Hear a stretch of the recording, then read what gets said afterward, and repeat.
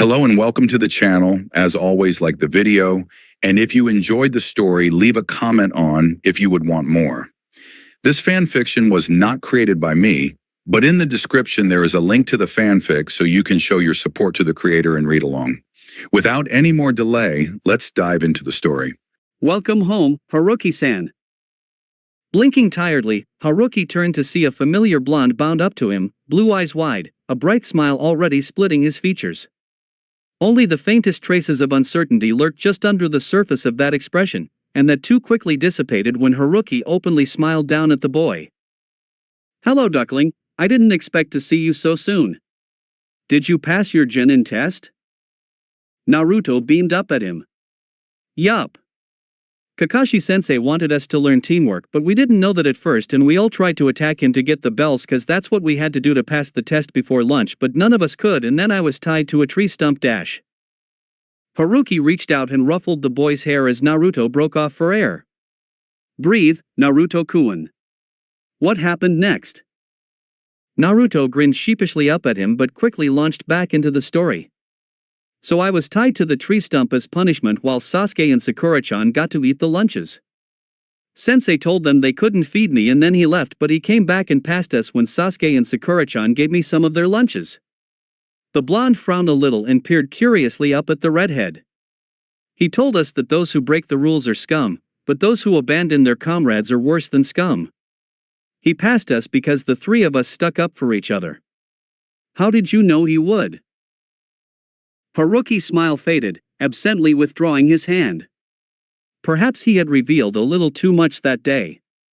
"I didn't really," he spoke carefully. "But teams can't work well together without teamwork. Most senseis would want to see their genin team have some ability in working together." Naruto still looked a little puzzled, but his expression cleared in the next moment, accepting this explanation easily. "Well, I think what you said before you left really helped. Sasuke teams being less of a team and Sakura-chan is being nicer to me. But Kakashi-sensei gets this weird look on his face sometimes." The blonde frowned in concentration and somehow managed to look confused and ticked off at the same time. He also looked a bit like he had been concussed, and Haruki neatly tucked away the amusement threatening to make itself known. "And he's only been around an hour late every day." Haruki considered this for a moment. Had he really made that much of a difference? He had only said a few words, but if Kakashi had taken notice of this to the extent that even Naruto had noticed Kakashi's interest, and Sarutobi had even warned him that he would most likely be accosted by the copy nin sometime soon, then the team dynamics of Team 7 must have really changed. All the better, Haruki decided, running a hand through his hair. Team 7 needed to create strong bonds before the Chunin exams, especially Sasuke. "Well, maybe I'll see your sensei around soon," Haruki replied aloud. "He sounds interesting. I'd like to meet him." That wasn't actually the entire truth. The last time he had seen Hatake Kakashi had been over 2 years ago on the battlefield. The man had eventually been overwhelmed by enemy forces where he had been stationed and his Sharingan had burned out. He had fallen at the hands of Madara himself, but not before taking down an entire encampment of Otonin single-handedly. Kakashi had died in his arms, and his last words to Haruki while choking on his own blood had been an apology for failing to save the Redhead's genin team. Kakashi's death had hit Konoha hard and Haruki even harder. The copy-nin had died with regrets, and Haruki had lost another of the handful of people he had been particularly close to. To see him now, alive and healthy and still unmarred by the bloodiest war in all of shinobi history, but not his Kakashi, would hurt. This Kakashi didn't know him, didn't trust him, not like his time's Kakashi whom he had been able to talk to and confide in, and vice versa. In front of him, Naruto was already nodding enthusiastically. "Sensei will be coming by tonight. For some reason, he really wants to meet you." Haruki frowned. "I guess that's all right," he allowed reluctantly. "But I should probably get some rest now. I haven't slept in days." "What time is he coming?" Naruto rocked back on his heels. He said 8. I don't know if that means he's actually going to arrive at 8 though." Haruki considered this before shrugging and moving to his apartment door. "Doesn't matter. I'll be up before then." Just knock on my door when he gets here, alright? Naruto nodded, unlocking his own apartment. Sure. You must be tired after your mission. Sorry for keeping you out here. Haruki waved a dismissive hand as he stepped into his apartment. Don't worry about it, duckling. I'll see you later. He smiled at the wave he received in return before closing the door behind him and stifling a yawn. He didn't really want to sleep. He hadn't wanted to sleep for a long time, but he had felt tired for just as long. He couldn't physically remember the last time his body had been free of the heavy weariness that insisted on making itself at home in his very bones. With a heavy sigh, Haruki tossed his scrolls on the coffee table and placed his shuriken, kunai, and katana aside. Not bothering to change out of his ninja wear or make the trip to the bedroom, the redhead simply dropped onto the couch, throwing an arm over his eyes but making sure he would still have a clear view of the front door. A short nap should be all right. If he was lucky, the nightmares would leave him alone for a little while. XXX. Hokage-sama, you wish to speak to me? Sarutobi glanced up with a smile as Hyuga Hayashi stepped into the office, quietly closing the door behind him. The Sandame quickly activated the privacy seals before standing and coming out from around his desk. I did, Sarutobi nodded. I will get right to the point as we may be short on time. You recall the Hyuga affair 9 years ago, of course? Hayashi's already stony countenance shuddered completely. Of course. The affirmation was clipped and cold, but Sarutobi paid it no mind. 8 years ago, the Sandame continued carefully. He and Hizashi had worked out an abridged version of the recent events before summoning Hayashi to the tower. I sent a spy to Kumo to make sure nothing like it would ever happen again. A week ago, that spy came back, bringing with him some very startling news. Hayashi stiffened at this. Will Kumo try again? Sarutobi quickly shook his head in the negative. No, it isn't that. It seems Kumo has been keeping a secret of great magnitude from the rest of the world and, after my spy relayed the information to me, I sent him back out to retrieve that secret. He has just returned with him earlier today. He paused here, glancing at his private office. I believe showing you would be best. Hizashi-san? Out of the corner of his eye, Sarutobi watched the Hyuga clan head freeze, eyes widening when the small office's door opened and Hizashi stepped out, face calm but an almost amused gleam in his eyes, mixed with a healthy amount of concern as the two brothers stared at each other. It has been a while, Nisan. Hizashi hesitated when Hayashi made no move to even speak, only continuing to stare at him, his face having paled considerably. The younger twin glanced wryly at the Hokage. Perhaps you should have told him first, after all. Sarutobi shrugged unrepentantly. He rarely ever saw any of the stiff clan heads acting out of character and he needed his own way of keeping himself entertained, Hokage or no. Nisan, it's me. Are you all right? Hizashi stepped closer and Hayashi finally seemed to pull himself together, rounding on the Hokage with a mixture of confusion and anger blazing in his eyes. What is the meaning of this, Hokage-sama? The clan head bit out, jaw tight. This is not my brother. Hizashi died 9 years ago.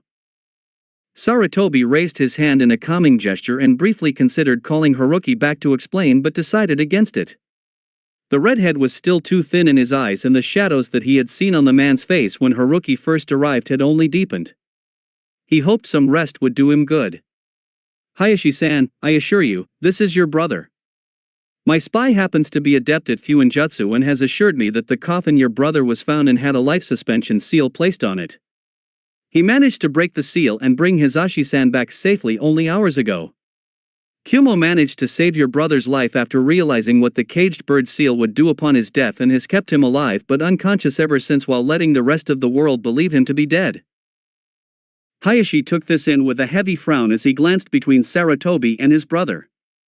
Seeing this, Hizashi stepped forward again and bared his throat, letting the older of the two see the obvious scar marring his skin. I am real, Nisan, Hizashi reassured softly. And I am back. Hayashi continued staring at his twin, eyeing the scar before glancing at the curse seal that, without a hitayate, stood out clearly on Hizashi's forehead. The clan head almost stumbled forward a step. unable to look away as if mesmerized. What was the last thing you asked me to do before you took my place 9 years ago? The man's voice was nearly a whisper. Hizashi smiled ever so slightly. I asked you to tell Niji why I chose to take your place. He paused in thought. Though knowing you, you probably have not done so out of some sort of misplaced guilt dash. He was cut off suddenly when Hayashi did stumble forward this time, one hand hovering in front of his younger twin as if afraid that touching him would prove everything to be nothing but a genjutsu. Mere seconds later, the hand reached out and closed tightly around Hizashi's arm, dragging the startled man into a desperate hug. Several feet away, Sarutobi turned to look out the window to give the two men some semblance of privacy. A smile broke out on his face. It had been a long time since Hayashi had shown any outward emotion. He ignored the quiet murmurs behind him as the two Hyugas exchanged words and went over the plan in his head instead. The sound of someone politely clearing their throat behind him caused Sarutobi to turn back, his smile lingering when he saw Hayashi standing with his hands at his side once more, Hizashi a half-step beside him. Both were composed again, though far more relaxed, and an invisible weight seemed to have been lifted from the Hyuga clan head's shoulders. Could you please explain the circumstances, Hokage-sama? Hayashi restarted, voice somehow warmer while still retaining the neutral formality he typically used. Sarutobi nodded, moving back around his desk. Obviously, the fact that I sent one of my shinobi into Kumo cannot be revealed. My spy came up with a plan that should cover this truth, and we, Hizashi-san and I, believe that this is the version we should give the council. Quickly, Sarutobi recounted the plan Haruki had come up with, smoothing over the rougher parts.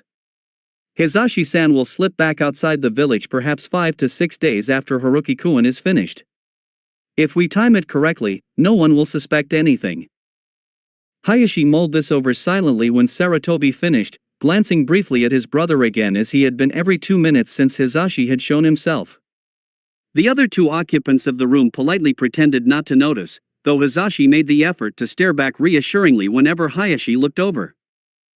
It is a good plan, Hayashi admitted before glancing around the office. Where is this spy now? I dismissed him for the day, Sarutobi revealed. He deserves the rest. What is his name?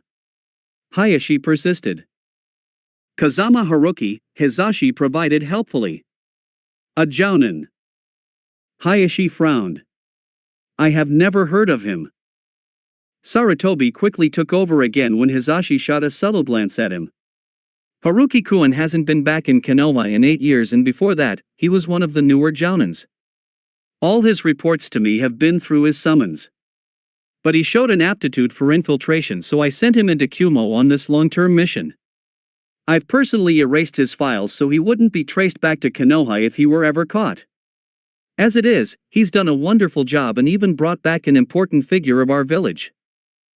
Hayashi tilted his head thoughtfully, looking between his brother and the Hokage as if suspecting something, but Sarutobi kept his face bland and Hizashi blinked calmly back at his brother. The clan had accepted this knowledge with a simple nod after a moment, though Sarutobi had a hidden suspicion that Hayashi didn't entirely believe the story he had spun. Very well, Hayashi continued without giving voice to any thoughts he had on the matter. If you believe this to be the best course of action, I will accept this plan. I assume Hizashi will stay here in the meantime? Sarutobi nodded, mildly relieved. Hayashi was on the council and he might have been inclined to inform at least a few other members or decide that revenge against Kumo immediately would be the best course of action. As if sensing his thoughts, Hayashi elaborated after a contemplative moment, you have said that this plan was suggested by Kazama-san.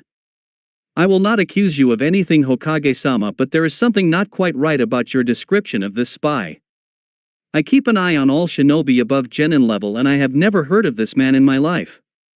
But it seems as if you feel he needs to be protected from the council, and while this plan gives Konoha an upper hand against Kumogakure, it also conveniently gives Kazama-san a concrete standing in Konoha. If this is so, I will abide by this plan. Sarutobi stared back at Hayashi impassively, a glimmer of well-hidden curiosity prompting him to question, if this were true, you would not question Haruki-kun? Hayashi arched an eyebrow. Hokage-sama, you seem to place quite a lot of trust in this Kazama-san. He paused and Sarutobi inclined his head in agreement. That would be my only concern. If you trust that he would not bring any harm to this village, then who am I to call out the man who has given me back my brother? Sarutobi blinked, understanding flashing through him as he nodded thoughtfully. Hayashi now considered himself indebted to Haruki. He wondered what the redhead would think of that. Having a clan head and essentially an entire clan standing behind you could be a powerful weapon. Alright then, Sarutobi spoke briskly now, nodding to his side office. If you wish, you could use my office to catch up on recent years. Both Hyugas bowed quietly, Hizashi quirking a wry smile at him before both brothers disappeared into the office, the door shutting behind them and their chakra signals disappearing instantly.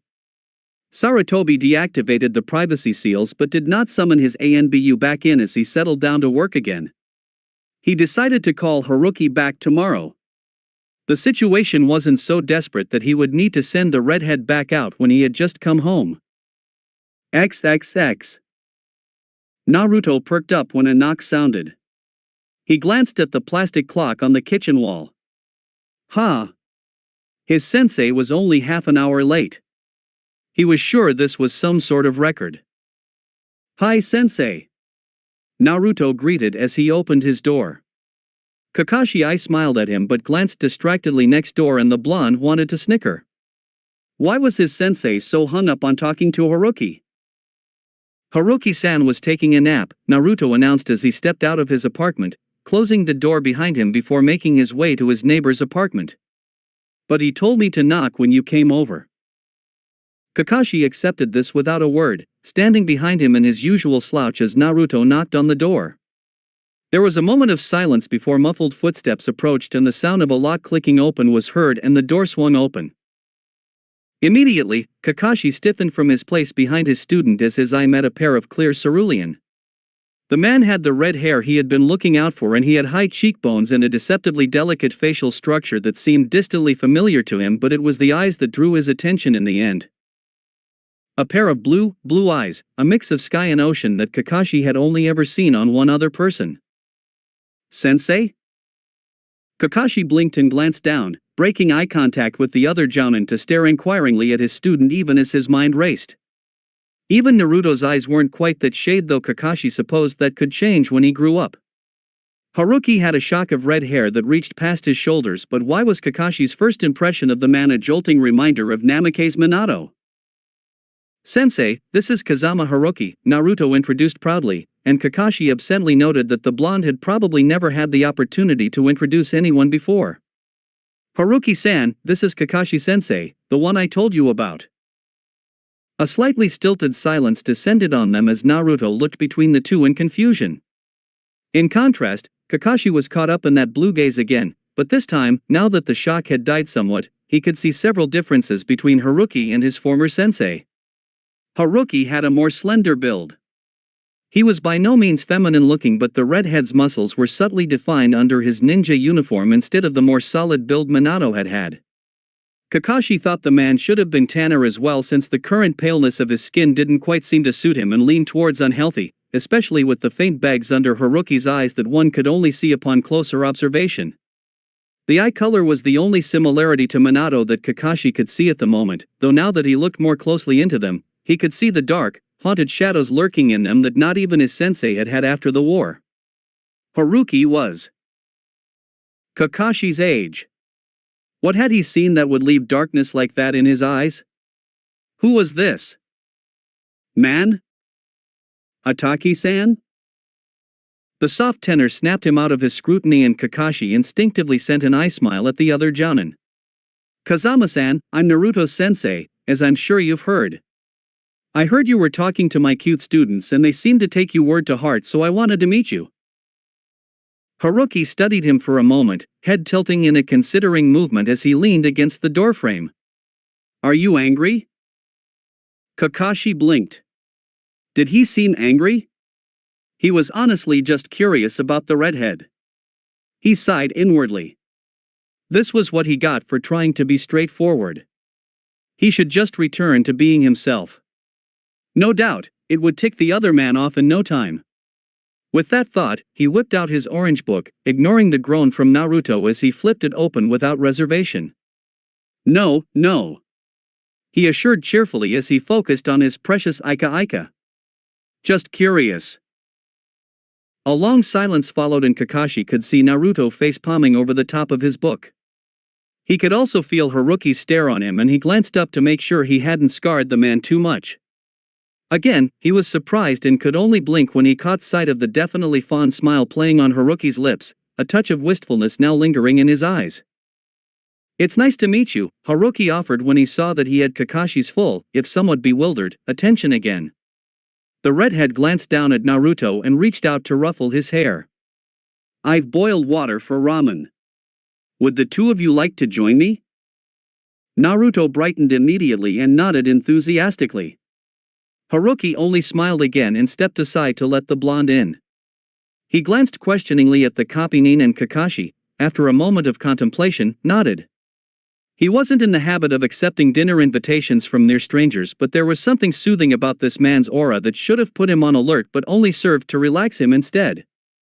Plus, he had wanted to find out more about this man and there really was no better time than the present. 3/4 of an hour later had both Haruki and Kakashi staring with slightly morbid fascination as Naruto downed his 17th bowl of instant ramen. Ah! I'm full. The blonde finally announced, sitting back as he set down the now empty bowl. Finally. You sure you don't want one more? Haruki and Kakashi glanced at each other, exchanging looks of wry amusement as Naruto pouted at them. In the span of 45 minutes, the two adults had fallen into a quiet sort of camaraderie, exchanging casual words now and then but comfortable when silence fell between them as they listened to Naruto babble about his training in between slurps of ramen. Kakashi didn't think he had ever taken to anyone so quickly, not even Minato, but the redhead didn't seem to mind his reading material when he brought it out for a while during the meal, nor did he seem at all offended when Kakashi pulled his "I was reading and I was definitely listening to you but I'm going to pretend I wasn't just to piss you off" routine after Haruki had questioned him on his reasons for being late all the time. Instead, Haruki had only nodded as if Kakashi had actually told the man that he didn't want to talk about it and had promptly done as he wished and changed the subject. But what confused Kakashi the most were the expressions on the redhead's face when Haruki thought the Kopinin wasn't looking. When he was supposedly immersed in his Aika Aika, sometimes, out of the corner of his eye, he would see flashes of emotion cross the other Jonin's face. A wistful sort of affection several times, even a desperate kind of fear on occasion, and once, the one that alarmed the Kopinin more than any of the other expressions, a deep, grieving sorrow when Kakashi had commented offhandedly that he would rather go down fighting than spend any time in a hospital surrounded by nurses who didn't even have the decency to let him keep his reading material while he was there. It had been a joke really, after Naruto had wondered aloud whether or not it would bore him to death if he ever had to spend time in the hospital after a mission. Haruki had flinched minutely at this as if he had been struck and Kakashi had found himself hastily steering the conversation away after that. Haruki-san, Team 7 took a photo the other day. Naruto was now saying, already on his feet. Do you want to see? The faint half-smile that was already becoming familiar to Kakashi appeared on the redhead's face. Sure. Why don't you go get it while I clear the table? The blonde scratched his head for a second before smiling sheepishly up at Haruki. It might take a while. I haven't gotten a picture frame for it yet, so I put it somewhere in my room. Be back soon. With that said, the boy scampered out of the kitchen, his full stomach doing nothing to slow him down. As Haruki stood up to gather the empty plastic bowls of instant ramen, Kakashi rose as well and pulled over the garbage can before giving the man a hand. Haruki looked faintly surprised but nodded a silent thanks instead, and the two worked in silence until the table was cleared. So what did you say to my students? Kakashi asked when they moved into the sitting room. He noted the Jonin vest thrown over the back of the couch on one end and quickly took the other side of the couch, taking in the katana leaning against the wall in one corner of the room. Haruki shrugged, sitting down as well. Nothing special. I told them to work together. That working as a team would make them stronger and that being able to use your teammates' strengths and being able to cover for their weaknesses, as well as letting them do the same for you in return is a testament to how strong you are. His eyes grew distant. I told them that pride and arrogance had no place on a team if it got in the way of protecting your teammates. that those would just be weaknesses in the end. Kakashi stared at the redhead until Haruki actually turned to stare back. The copy-nin wondered idly if Haruki had Sasuke in mind when he had given that last piece of advice. "You'd make a good sensei," he finally said, not bothering to hide the respect in his voice at the obvious sincerity that had been in Haruki's words. He didn't expect the frown that appeared after he spoke. "I wouldn't," the redhead voiced with quiet certainty. He seemed about to say something else before suddenly closing his mouth again, eyes sharpening, and in the sudden silence, the two Jounins heard a faint crash of broken glass next door. Haruki was on his feet and at his door in a flash, Kakashi only a step behind him. Outside, Naruto's door was open and jeering voices could be heard. A sharp crack of skin on skin reached their ears. "Got some new things since we last visited, a demon? Trash like you shouldn't waste space like this. It's too good for you. You don't deserve to get your murdering hands on such good merchandise." The man who had spoken bent down to pick up a plate off the ground that hadn't broken yet. He was just about to throw it when steel-like fingers curled around his wrist and, in one decisive twist, broke it without effort. The man screamed, plate slipping from his hand only to be neatly caught as the intruder spun around, clutching his arm and backing up to stand with the other two that had come with him. "You dash." The words died in his throat, air freezing in his lungs when he met an icy gaze, pinning all three men in place with cold efficiency. Behind Haruki, Kakashi quickly moved to the blonde crouching wide-eyed in a corner of the apartment, an ugly bruise already blossoming on one cheek. With his lips set in a thin line behind his mask, the copy-nin crouched down beside his student, doing a quick scan for any other injuries and breathing a small sigh of relief when he found none. Seeing Naruto's attention completely focused on his red-haired neighbor, Kakashi too turned back to Haruki, staring dispassionately at the three intruders cowering in front of the redhead. He couldn't quite bring himself to pity them. Haruki was currently exuding a frigid rage, tightly reined in, but curiously enough, his body was still relaxed. Moving Naruto to the side, Kakashi just managed to catch a glimpse of the redhead's face and had to suppress a shudder. While Haruki's visage remained deadly still, it was the eyes that seemed to bring the most fear to the men in front of him. Unforgiving and ruthless, the usual cerulean had darkened to a near twilight blue, almost demonic in its nature. "Get out!" The order, for it could be mistaken for nothing else, had not been shouted, nor had Haruki snarled at them. In that even, calm tone Kakashi had grown used to earlier that evening, the only difference being the impassive steel that now edged his voice, Haruki had the men scrambling for the door, giving the redhead a wide berth. "If you or any of your friends ever come back," Haruki's voice, still soft, froze the men in their tracks again as they reached the door. Bottomless Indigo turned to stare at them. "I will hunt you down and you will only live long enough to regret every action you ever took against this boy." Haruki held their gazes for a moment longer, letting the promise sink in. And then the redhead blinked and the spell broke, and the men were gone a fraction of a second later, fleeing the apartment building as if the devil itself was at their heels. It might as well have been, Kakashi thought with satisfied amusement, visible eye studying the figure still facing away from them before glancing down at Naruto. The blonde was staring open-mouthed at the redhead, and Kakashi suspected that there might even be stars in the boy's awestruck eyes at the moment. "Naruto!" Haruki suddenly barked and the blonde jumped from his spot. "Why yeah? Do you know what Fuinjutsu is?" This question was so completely off-topic that even Kakashi blinked in confusion for a moment. Naruto scratched his head. No. "Doesn't matter," Haruki snapped, finally turning around. The ice had melted from the man's eyes, leaving only a protective ferocity behind. "You'll learn one day. For now, I'll maintain the seals on this place." With that said, the redhead stalked out of the apartment, leaving both Naruto and Kakashi to scramble after him. XXX. "You know Fuinjutsu?" Kakashi eyed the redhead with new interest as he leaned against Naruto's counter, studying the intricate symbols Haruki was currently writing out with a skilled, steady hand. On Haruki's other side, legs swinging in the air, Naruto was perched on the counter, peering at the redhead's work. The bruise on his face was already fading and Kakashi knew it would be gone by morning. Haruki replied without looking up. I picked it up over the years. It was obvious to Kakashi that Haruki did not want to speak further on the subject, so he dropped it without another word. Perhaps another time.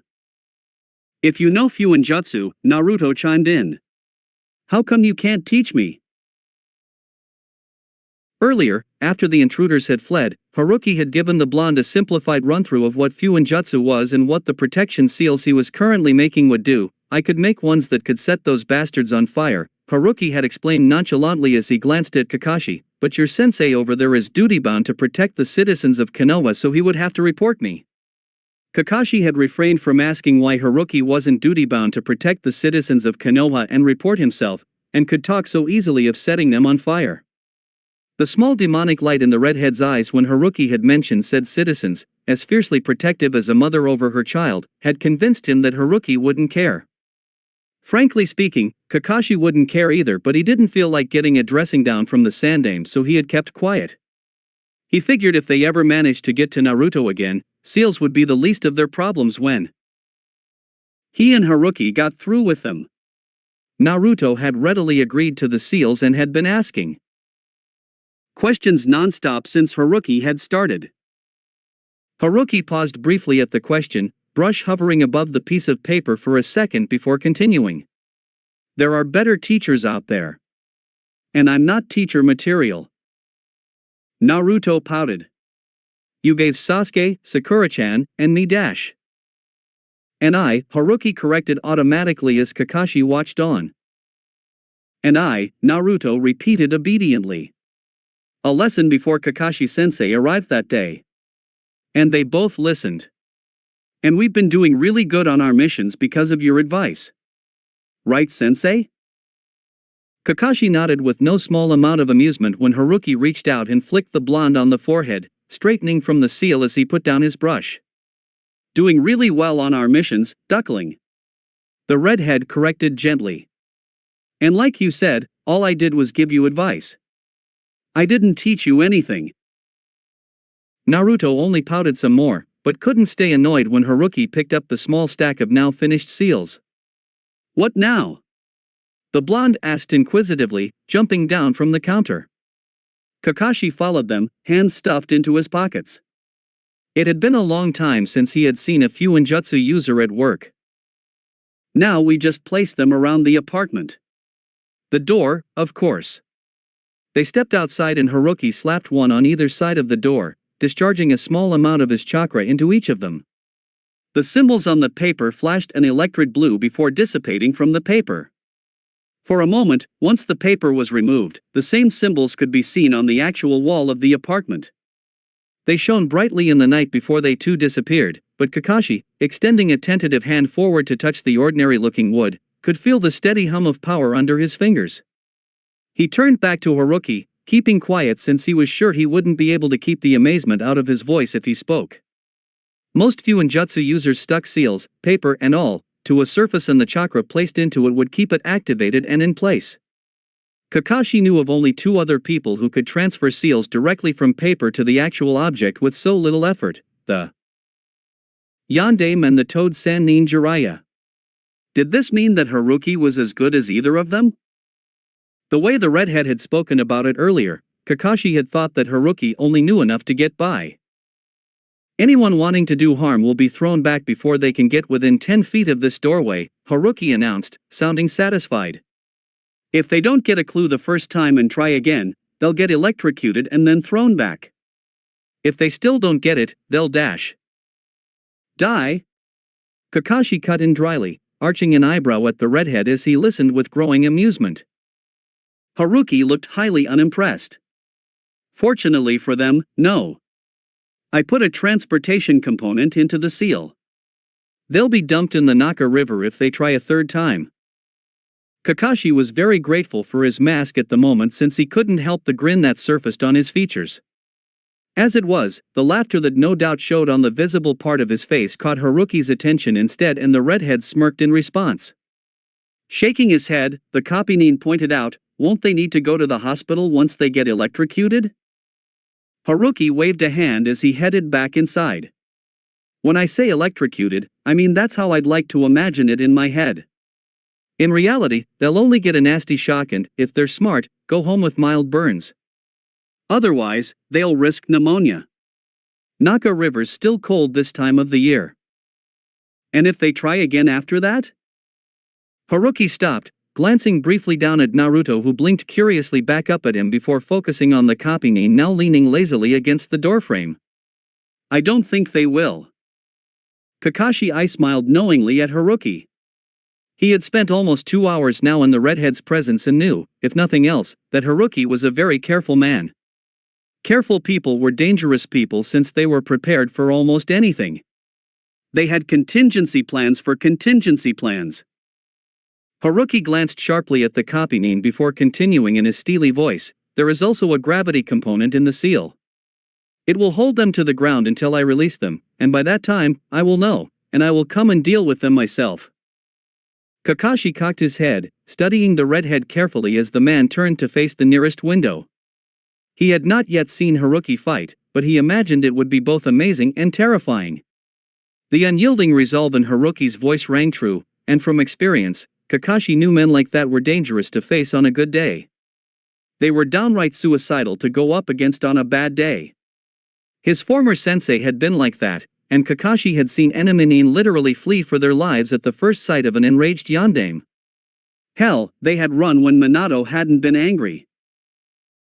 Watching Haruki now though, with the redhead listening attentively to Naruto as his student babbled on excitedly about the first time they had chased Tora around Konoha, actually listening when others would have nodded disinterestedly and tuned the boy out, Kakashi could only wonder why. Naruto had said that he had only met Haruki when the Jounin had returned from his mission 5 days ago, and only briefly. Yet, even in the short time Kakashi had interacted with him, Haruki had shown himself to be unnaturally protective of Naruto, threatening intruders and setting up seals for the boy as if it was his responsibility to do so. Hatake-san, Naruto wants to try his hand at activating a seal. His sensei should get his mind out of the gutter and come over and watch. Kakashi blinked and opened his mouth to protest the accusation when he noted the teasing glint in the other Jounin's eyes.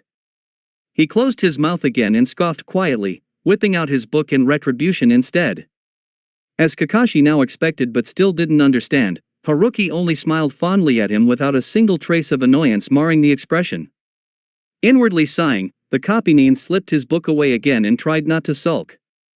It was no fun if the other party didn't get mad, though he couldn't quite muster up any real annoyance towards Haruki for this either. Ma, call me Kakashi. Kakashi drew closer, glancing down at the seal now placed on the coffee table. Hatake-san makes me feel old. You are old, sensei. His student retorted, and Kakashi frowned down at Naruto, about to remind the blonde that Haruki was the same age before glancing back sharply at Haruki again when the redhead chuckled. There was nothing special about the action itself. Naruto had given a witty reply and anyone with a sense of humor would have laughed. It was the sound though. Because for one short, painful, pitiful moment, Kakashi could have sworn it had been Minato standing there, chuckling at something Obito had said. Kakashi stared for a moment too long though, and he immediately regretted it when Haruki seemed to realize something had disturbed him. The humor died from his face and his eyes grew wary again. Kakashi hadn't even noticed that the shadows that he had first observed in Haruki's cerulean eyes had lifted sometime during their dinner until now, when they settled back in place like they had never left. Kakashi felt like kicking himself. But Haruki spoke again as if nothing had occurred, and his voice was still mild when he replied, "You can call me Haruki then, if you want." Kakashi nodded hesitantly, and then had no more time to think when Naruto, already impatient to begin with, reached out with one hand touched the seal. Before any of them had a chance to react, the seal literally started to smoke before a flash of chakra nearly blinded them and the paper seal promptly disintegrated, along with the part of the table that it had been lying on top of. All three were silent as they stared at the pile of ash and blackened wood on the ground. Was that supposed to happen? Kakashi asked mildly, finally breaking the silence as he glanced sidelong at the other Jounin. Haruki's face remained impassive for all of 2 seconds before his lips twitched upwards and amusement entered his features again. Kakashi smiled triumphantly. A smile was better than nothing, especially since he had been responsible for ridding the earlier humor in the first place. As if realizing he wasn't in trouble for damaging the coffee table or getting it wrong, Naruto's face split into an embarrassed grin, rubbing the back of his head. "Sorry, Haruki-san." Haruki shrugged. "It happens. That was a seal for creating sparks for a campfire. You just put too much chakra into it." Almost as an afterthought, he added, glancing in Kakashi's direction, "You could start your team on chakra control exercises. It would help all of them in the long run the sooner they get started on it." Kakashi nodded thoughtfully. "I'll get them started tomorrow. Sasuke could do with some training of that sort too, but I think chakra control comes easily to Sakura." Naruto had brightened with the thought of new training, and Kakashi was distracted by the hyperactive blonde now trying to wrangle what the exercise would be out of him, so much that he almost missed the look of grim satisfaction that flashed across Haruki's face. Almost, but not quite. Kakashi said nothing though, and filed this new information away into a corner of his mind that he had set aside for all the things that didn't make much sense about Kazama Haruki. He would think on it later. The rest of the evening was spent placing up the seals. When they were finished, Haruki had taken one look at the clock and ordered the blonde to shower and get to bed. Kakashi had snickered quietly on the side when he realized what a mother Haruki could be. The redhead only shot him a dirty look before bidding the blonde goodnight. Now, standing in front of Haruki's apartment door, both with their hands tucked away in pockets, Kakashi glanced at the quiet redhead and decided to try for one more round of questions and answers. He glanced behind him at Haruki's door. "Does your apartment have seals too?" An almost evil grin appeared on the redhead's face for a moment.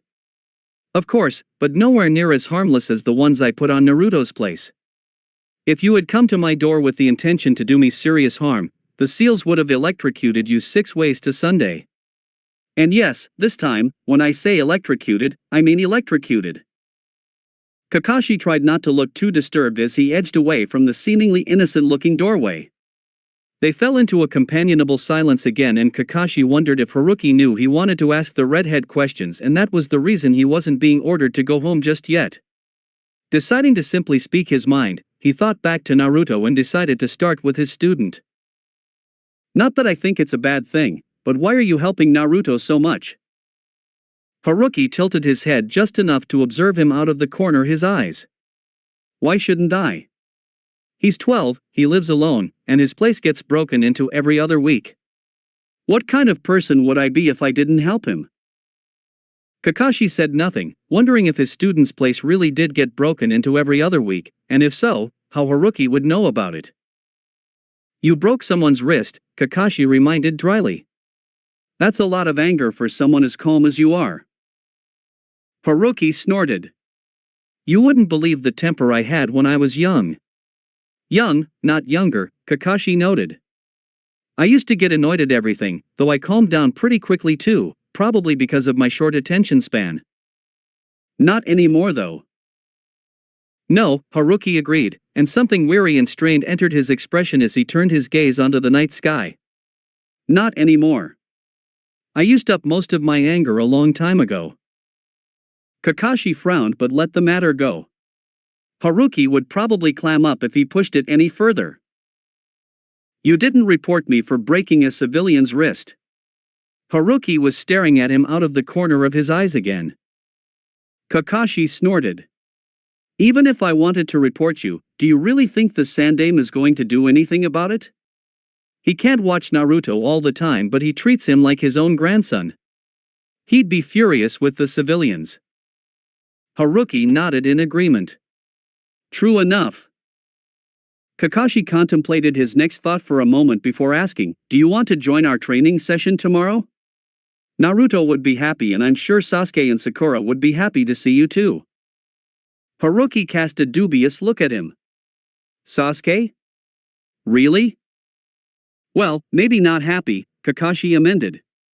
"Interested. Not grumpy. Could definitely care less.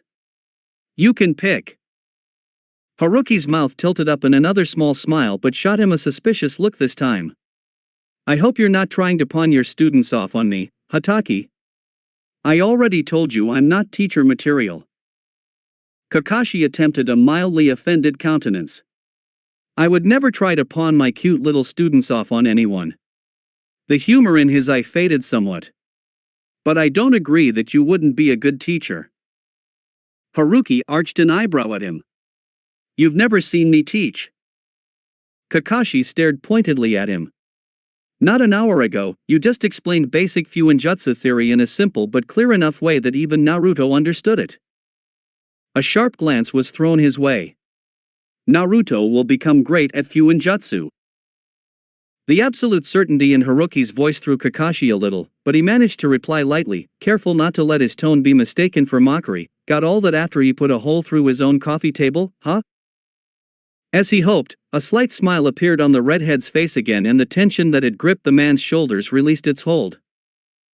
I'll think about it, Haruki finally allowed. I think the Hokage will want me to report to him in the morning to discuss my recent mission. I've been resting long enough. But I'll see if I can come by sometime afterwards. Kakashi nodded but couldn't quite help asking one last thing. You haven't really been in Konoha for the past week, have you? He got an impassive stare for his troubles but didn't stop pushing. His ego was on the line here, damn it. I'm a tracker. My dogs are trackers. We're the best. But I couldn't find you, which means that you weren't here. Right? Another heartbeat of silence and then soft clear laughter rang out in the night air, brilliant in its genuineness. On the outside, Kakashi was stunned as he watched the face in front of him come truly alive for the first time since he had met this man. On the inside, he was downright thunderstruck. If he had any doubts before, they were all gone now. This Kazama Haruki, whoever he was, had Minato's laugh. The copy nin couldn't quite help the smile that curved his lips as his posture relaxed again. He didn't care what anyone said, Haruki was not a jounin sent to Kumo as a spy 8 years ago. He didn't know the real story and he definitely planned to find out, but even with all the secrets Haruki coveted, Kakashi also knew he could trust this man. There was no way the redhead could be an enemy nin, not if he could laugh like that in the presence of someone he had known for all of 2 hours. And yeah, it hurt a little to hear Minato's laugh come from this strange shinobi, but that feeling was dying even as he thought this. Instead, he found himself wondering what had happened to Haruki for the redhead to lock away this laughter, this happiness, what had happened to hide this man away so that Kakashi was only now getting a glimpse of what Haruki might have been or could have been, and what it would take to draw this man out again, and to keep him here instead of hidden away behind the distant, melancholic, weary soldier that Kakashi had first met. But for now, this was enough, and as Haruki's laughter died away, fading to a contented smile instead, Kakashi only smiled back lightly. So does that mean you weren't in Konoha? Haruki grinned and headed into his apartment. Good night, Kakashi. I'll see you around. Kakashi raised a lazy hand. Night then. Come by training ground 7 if can. A nod and then the redhead disappeared, door closing quietly behind him. Kakashi remained motionless for a while longer before heading towards his own home, his steps lighter than usual, even for a shinobi. That had been an interesting evening. He can honestly say he had not had so much fun in a very long time. He absently wondered if Haruki would ask him over for dinner again. Maybe he could bring Sasuke and Sakura too. That would be all of Team 7. As he continued to muse over the things he had learned that night and made plans for tomorrow's training, Kakashi didn't notice that his mind had already unconsciously placed Haruki with their team. But only Hayashi-san knows? This question was directed at both Sarutobi and Hizashi as Haruki glanced between them, arms crossed. He had been summoned by the Hokage at 6 in the morning and had spent the past 15 minutes being filled in by Sarutobi about yesterday's conversation after he had left. Sarutobi nodded. He has agreed to the plan. We will execute this before telling the council. Haruki nodded and then glanced over his shoulder when a muffled knock sounded. Is that him? I asked him to come. We will need to finalize the plan. Sarutobi raised his voice. Come in. The door opened and Hayashi stepped in. Immediately, the Yakugan eyes clashed with cerulean as the clan head studied Haruki with careful intensity. Haruki only stared back impassively, rising slowly to his feet before dipping his head in a sign of respect. Not a full bow though.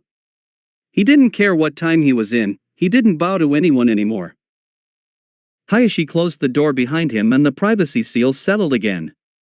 He nodded a greeting at his brother and bowed slightly to the Hokage, but his gaze was ultimately drawn back to the red-haired Jounin standing in the room as he listened to Sarutobi's introduction of this man as Kazama Haruki, the spy that had brought his brother back.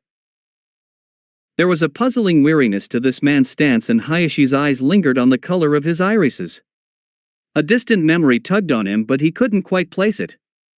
A mild frown made its way onto his face. Those eyes reminded him of someone but it was just out of reach when his mind tried to grasp it. He dismissed the thought, leaving it for another time and studied the rest of the Jounin instead. There was no doubt about it.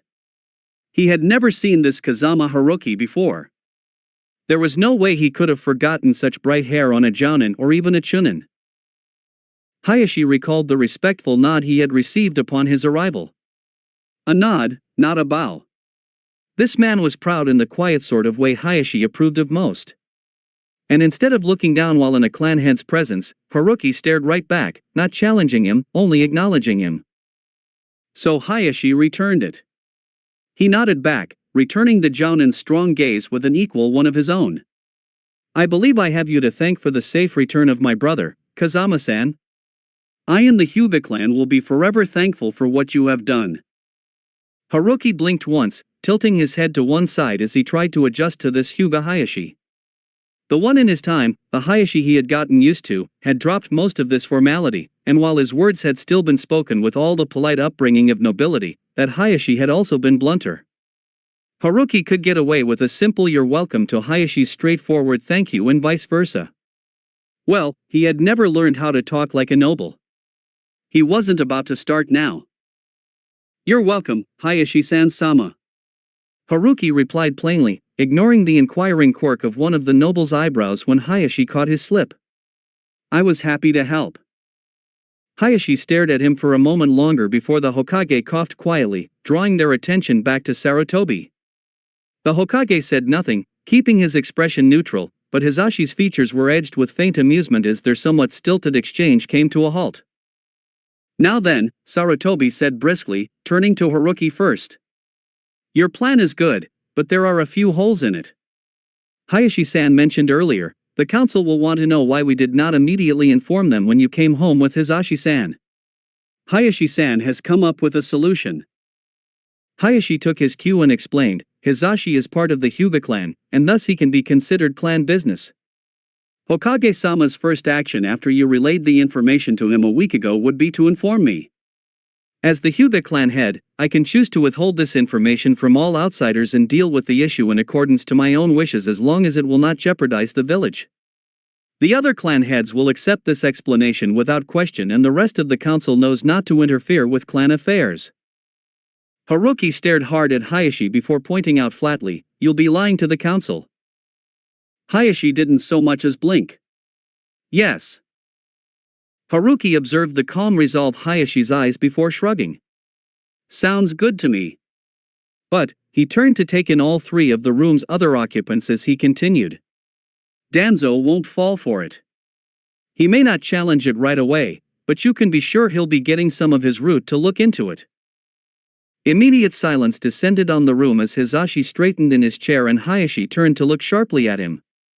Sarutobi simply stared. Root? Haruki frowned at the sudden tension in the air before realization flooded him. Eyes widening, he blurted out, Old man, you cannot be serious. Both Hyugas looked a little startled at his outburst but Sarutobi only shook his head. I know Danzo is still in command of a few nin whom are loyal to him but what you are implying. Haruki almost glowered as he looked between the three occupants. He finally opted to close his eyes for a moment. I honestly don't even know where to start. He muttered darkly. Opening his eyes again, he caught the two Hyugas exchanging an unreadable look before turning back to him. Haruki-san, Hizashi started quietly. Whatever information you can reveal to us here, you have the word of both myself and Nisan that we will not question your information source, nor will anything of what is spoken here today leave this room through either of us. Haruki eyed them doubtfully for a moment. You realize you are placing a lot of trust in someone neither of you actually know. I could be an enemy, for all you know. I do not believe that, Hisashi immediately denied. Haruki scowled at him. Of course you don't. Hayashi inclined his head. My brother has informed me that he has good reason to trust you. I believe him. Haruki sighed and glanced at Sarutobi. The Hokage shrugged and nodded at him. It is your choice, Haruki-kun. The redhead frowned at him before staring past him out the window. After a long moment of consideration, he started slowly without looking at any of them. Danzo doesn't just have a few nin loyal to him. He has an entire army. Haruki ignored the uneasy quiet behind him. Root was disbanded under the Yondaime, but Danzo kept it together in secret. It isn't as big as the ANBU troops, but they're well-trained soldiers. Weapons. Danzo made sure to lock their emotions away. They have a cursed seal on their tongue which will paralyze them if they try to speak about Danzo, so you can't interrogate them. Haruki finally turned back to the others, observing the faint shock on each man's face. True to their word, neither Hyuga asked how he had gotten this information, exchanging a few words and frowns between them instead as Sarutobi leaned back in his chair and digested this. Do you know where Root is hidden? Hayashi spoke up. Haruki considered this for a moment. He knew where the future location would be, but he hadn't even known about Root in his timeline at this age, and Danzo was damn paranoid on a good day. There was no way their base would still be in the same place. No, not right now. He finally settled on a compromise, and saw a flash of understanding cross both Sarutobi and Hisashi's face. Again, Hayashi glanced at his brother and said nothing more on the subject. It does not matter, Sarutobi cut in. You don't have any personal files. I will tell them that I had them destroyed before you left for Kumo. Danzo will make inquiries. Haruki pointed out. There aren't. His gaze flickered to Hayashi. There aren't many people who know me anymore. Sarutobi rested his chin on clasped hands as he stared thoughtfully at the redhead. I believe your old teen was killed on a mission. He said eventually. Several of the other shinobi of your generation died as well. I don't believe you ever interacted with the other jonin of your age currently in the village before I sent you out on the infiltration. Haruki didn't even bother glancing at Hayashi this time. That's flimsy, old man. That would never hold against Danzo. Does that matter? Sarutobi asked pointedly. You kept to yourself and have been gone from this village since you were 18. Who can dispute anything? The only thing the other jonin around your age will say is that they do not remember you. There are shinobi from my days that I do not remember. Haruki threw up his hands in exasperation, forgetting himself for a moment.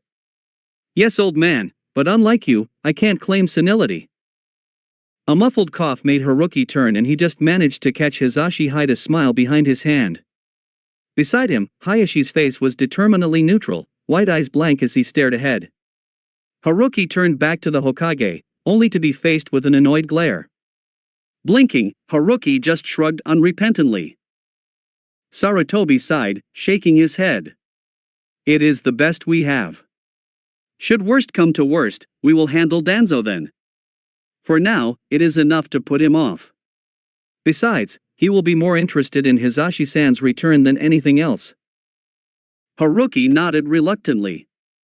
Danzo would become a major problem eventually, and from experience, Haruki knew he would be a huge pain in the ass. Moving on then, Sarutobi inquired. Are there anyone else in the council you believe will prove a problem? Haruki paused to consider this before shrugging. Well, you can pretty much expect Shikaku-san to not believe a single word, but I don't think he'll say anything. Sarutobi frowned thoughtfully but nodded for the redhead to continue. Inoichi-san and Shuza-san won't kick up a fuss about it even if they suspect something. Those two other council members, Koharu and Hamura, they probably won't suspect anything until Danzo updates them, and then they'll back him completely. Again, Sarutobi nodded. He hadn't expected anything else from those two. And the civilian representative is in Danzo's pocket, so he'll go with whatever Danzo wants. Finished, Haruki fell silent to observe the others. Hayashi and Hizashi were talking between themselves again, having frowned when Haruki had mentioned the civilian representative. Sarutobi was taking this in much more easily though, waiting patiently for the Hyugas to finish their exchange. I will keep this information in mind, Sarutobi finally spoke again. For now, we need to finalize our plan and execute it before too much time passes. Haruki-kun, I want you to leave tomorrow morning. How soon can you get to Kumo and destroy the shrine? A day and a half. Hayashi's eyebrows shot up in surprise but made no comment. Alright, 3 days is the average time a nin can get from Kumo to Konoha.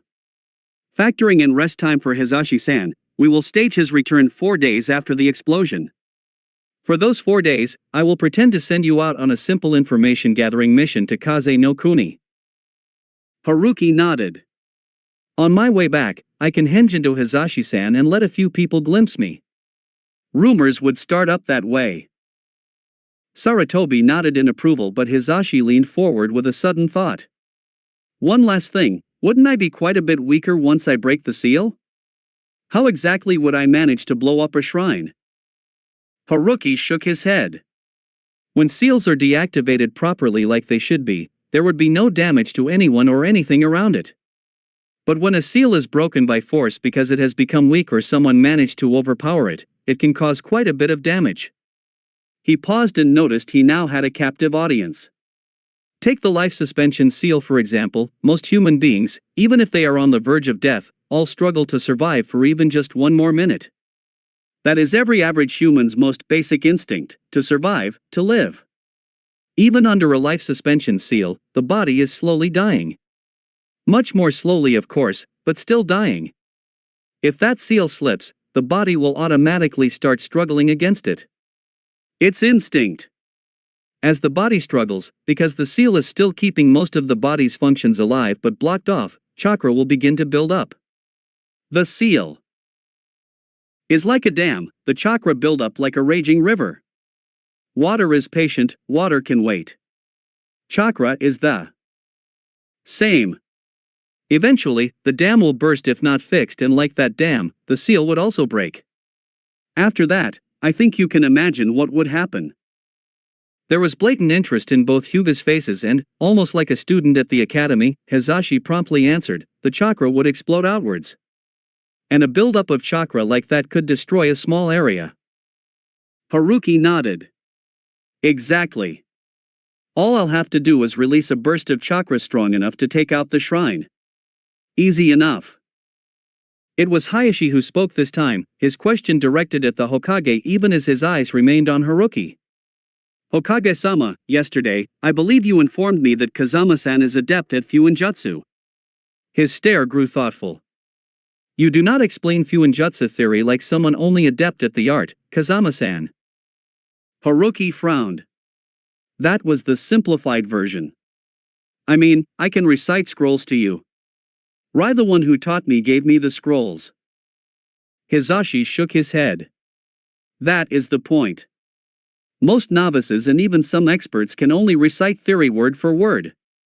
They are proficient enough at the practical aspect, but if they try to teach others, they simply give them scrolls to learn from. You can talk about it as if you were teaching a class. Haruki stiffened a little, glancing between the two Hyugas. That's how I learn. He finally said. I've never been good with academics. I graduated from the academy at the bottom of my class. And I used to have a very short attention span. When I am handed large sections of text to read, I lose all interest. But I wanted to learn Fuinjutsu, so I compromised. As long as I understood it and I could explain it clearly to someone else, my sensei told me I wouldn't have to memorize it. Eventually, I did memorize all the scrolls, but that took years longer for me.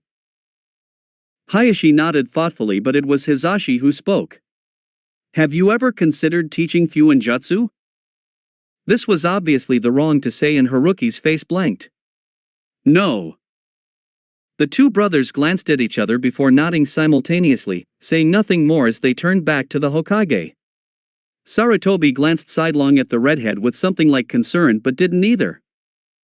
Very well then. We're done here. And I'm running late. I should be handing out missions right now. I'll come with you. Haruki reached into a pocket and withdrew a hair tie, quickly sweeping his hair into a simple ponytail, leaving jaw-length bangs to frame his face. Both Hyugas immediately frowned, another memory tugging at them but staying just out of reach. Before either could say anything, Sarutobi voiced curiously, eyeing the flak jacket he had given the Jonin earlier that week as well as the dark long-sleeved shirt underneath, matching trousers, and calf-length sandals. Will you be training today, Haruki-kun? Haruki nodded curtly. Kakashi wants me to join his team for the day. Ah, he caught up to you then. Sarutobi chuckled, rising from his seat. Minutes later, Hayashi was heading back to the Hyuga compound. Hizashi had retreated into the Hokage's private office, and Sarutobi and Haruki were both heading to the mission assignment room. This is a good opportunity to let the other Jonin see you, Sarutobi remarked as they drew closer to their destination. I believe you would know Asuma, Kurenai, and Guy? Haruki nodded distractedly, steeling himself for another meeting with people he had seen die. He glanced at the Hokage walking beside him and, recalling some of the things Asuma had mentioned in passing to him and Shika before his death, suggested quietly, you should make up with Asuma. He may seem indifferent to the rift between you two, but he does care. He just doesn't understand you, and he doesn't know how to try. Sarutobi actually faltered a step as Haruki spoke but recovered quickly enough that Haruki could pretend it hadn't happened. The Hokage was silent until they reached the mission room. At the door, Sarutobi laid a gentle hand on Haruki's arm. The redhead paused, turning to look questioningly at the older man. Sarutobi only smiled. Thank you. I will try. Haruki cleared his throat uncomfortably, nodding jerkily before opening the side door and motioning for the Hokage to enter first. Inside, Haruki immediately caught sight of the familiar senseis of Team 8, 10, Guy, and, shockingly, 7. They all glanced up and straightened when the Hokage walked in, their gazes immediately drawn to the redhead walking a step behind Sarutobi. Haruki? All eyes turned to Kakashi next. The copynin had actually taken the time to look up from his book and his visible eye was watching the redhead curiously. Haruki smiled a greeting. By your standards, you're early today, Kakashi. Kakashi shrugged, stowing his book away and moving forward, ignoring the odd looks he was receiving from the other senseis. I was over half an hour late. You and Hokage-sama are even later. Haruki shrugged without concern before glancing at Sarutobi who was watching the entire exchange with far too much amusement. Or rather, he was watching the other senseis' confused expressions as they watched the exchange with far too much amusement. Kakashi never acted this way with anyone. Sarutobi idly wondered what had happened yesterday for the two to seem completely at ease in each other's company. Then again, Haruki was Naruto and he had always thought Naruto could get to anyone if he tried hard enough. The Hokage quickly handed out the day's missions, painting a fence, mowing a field, weeding, and patrol duty for Team Guy, before he nodded a goodbye to Haruki. After this, he wouldn't see Haruki again for several days. As they left the mission room, Haruki walking beside Kakashi to peer down at the mission scroll Kakashi had in hand, the other three senseis immediately drifted closer, all of them eyeing Haruki curiously. Who's your friend, Kakashi? Kurenai was the first to speak, features friendly as she faced Haruki. Kakashi glanced at them before patting the redhead on the shoulder. Ma, this is who I was looking for earlier. Kazama Haruki. You're the one that had Konoha's famous copynin running around on a wild goose chase? Asuma peered at Haruki with interest. Haruki offered a small smile and nodded as Kakashi's eye twitched. Yes. I guess Kakashi just kept missing me all week. Here, the copynin muttered something that sounded insistently like you weren't here. I just came back 5 days ago from a pretty long mission. As Asuma nodded thoughtfully, Guy bounded up, already beaming. Haruki-san. To best my rival in his area of expertise, your springtime of youth must shine brightly in you. Kakashi had whipped out his book the moment Guy had opened his mouth while Kurenai was already facepalming as Asuma sighed on her left. Give it a rest, Guy. Kurenai chided. You're going to scare him off. At least introduce yourself first. Without waiting for the spandex-clad Jonin to respond, Kurenai turned to Haruki and offered a welcoming smile. Hi, I'm Yui Kurenai, sensei of Team 8. Turning to gesture at Asuma, who nodded cordially, she continued, this is Sarutobi Asuma, sensei of Team 10. Before she could say anything more, Guy leapt in, and I'm Mato Guy. Everyone calls me Konoha's sublime green beast of prey. Haruki chuckled, much to the consternation of the other three. Jonin and Kakashi quickly cut in, Guy, no one calls you that. You only introduce yourself to other people like that in the hopes of scarring them for life. Guy just flashed a white-teethed grin. My eternal rival. There is no reason to be jealous simply because you do not have a name as cool as mine. In this time of spring, all shinobi are in the springtime of their youths and thus will discover their own names for themselves. Kakashi had already gone back to his book and now glanced up from it, visible-eyed disinterested. Huh? Did you say something? Guy took on an affronted countenance, and watching them, Haruki couldn't help but smile wistfully at the banter. Kakashi had died before Guy, and the optimistic Jonin had never been the same after that.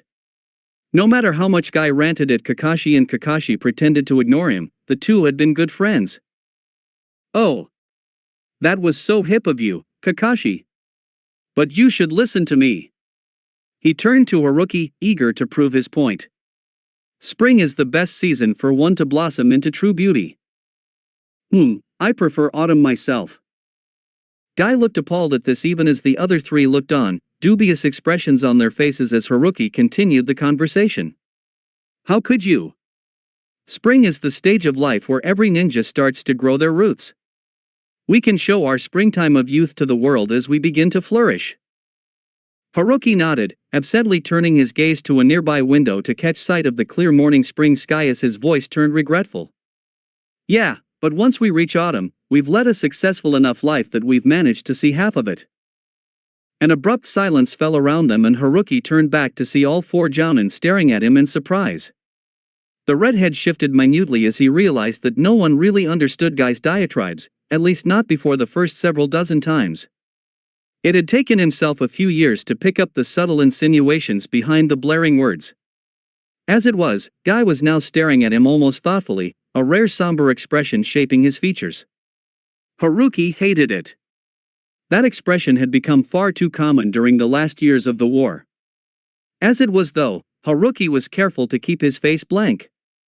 Guy was much more observant than most people gave him credit for. A second later though, the spandex-clad Jonin had reached out and clapped him on the shoulder, grin splitting his face again. YOSH. I've decided. Your springtime of youth is indeed exceptional. I would like you to meet my team. They will be delighted to meet such youth.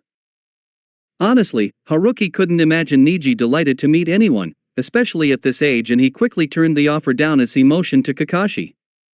Sorry Guy-san, but Kakashi's already invited me to train with his team. Perhaps another day. Guy immediately rounded on Kakashi, pointing accusingly at him even as Kakashi heaved a deep suffering sigh. My eternal rival works swiftly when the result is worth it. Very well. You win this round, but... He rounded on Haruki again. Tomorrow, you will train with us, Haruki-san. I insist. Haruki paused briefly, considering the option of leaving a Kage Bunshin behind but dismissed the idea. Sarutobi had already given him a reason to be out of the village and it wouldn't be fair to Guy's team. I'm afraid I am busy tomorrow. Hokage-sama is sending me out on a mission. Kakashi glanced at him. So soon? He asked casually. Haruki hid a smirk. It has been 5 days. Kakashi scowled. He didn't believe the redhead had been in the village since the beginning of the week. It just wasn't possible. Guy looked disappointed but perked up again when Haruki continued, I'll join your team for a training session as soon as I'm free once I get back. Is that all right? The Jonin flashed another blinding grin at him. Of course. I will hold you to your word, Haruki-san. His eyes flickered to the window as well before waving his mission scroll in the air. Now, I must be off. It is not very youthful for the sensei to be late. He shot a pointed look at Kakashi, who expertly ignored it, before jogging away, waving a hand in the air. They all watched him go before Kurenai turned back to Haruki. You actually held a conversation with Guy when he's like that. I wish I had your patience. Haruki smiled lightly. He's easy enough to understand if you just ignore the youthfulness. Kurenai and Asuma both chuckled at this and Haruki turned to elbow Kakashi. Come on sensei, Haruki's hand shot out and snatched the orange book out of Kakashi's surprised grasp. You're the one who invited me and I am not going to be late. He nodded to the other two jounin while holding the book out of a glowering Kakashi's reach before sunshining away. Kakashi disappeared a moment later, hot on his heels. Asuma and Kurenai blinked before glancing at each other. Have you noticed, Kurenai remarked. Recently, Kakashi's been a little different. Not as late as usual, Asuma agreed. Because of him? Haruki? Kurenai shrugged gracefully before the two started for the door. Maybe. But did you see Haruki-san when he grabbed Kakashi's book? I didn't even see his hand move. And Kakashi couldn't stop him. Asuma nodded contemplatively. He must be really fast. And he got Kakashi moving. His genin team might get collective heart attacks when he shows up on time. He scratched his head. Maybe I should invite Haruki to train with my team. They could definitely use the motivation. I'd like to see what he can do. Kurenai announced. He seems kind of interesting. But it's weird that none of us seem to know him. Asuma just frowned, glancing briefly in the direction where he knew Team 7 trained. That was strange. And now that he thought about it, he hadn't been able to sense Haruki's chakra signal at all, even when they were standing together. Not many could hide their chakras so well, and even less did it in their own village when they were amongst friends. XXX. Guy stared thoughtfully in the direction of the Team 7 training grounds as his team started on their taijutsu sets. There weren't many who actually knew what he was talking about underneath all the drama he thought was definitely necessary to brighten the world. Especially not the first time. Guy had been impressed when Haruki had offered his own opinion on the matter. Still, there was definitely something off about the redhead. For one, Guy hadn't missed the depression that had surfaced briefly on the other jounin's face when he had said he liked autumn. That had actually been part of the reason why Guy had immediately offered to drag Haruki to training with them. The depth of that sorrow had troubled him greatly and he hadn't wanted to leave the redhead alone so soon after that. And for another, where had this man come from? Guy was sure he had never seen the red-haired jounin before. Perhaps he had changed his appearance. But surely he would have at least recalled the name? Guy-sensei, are you all right?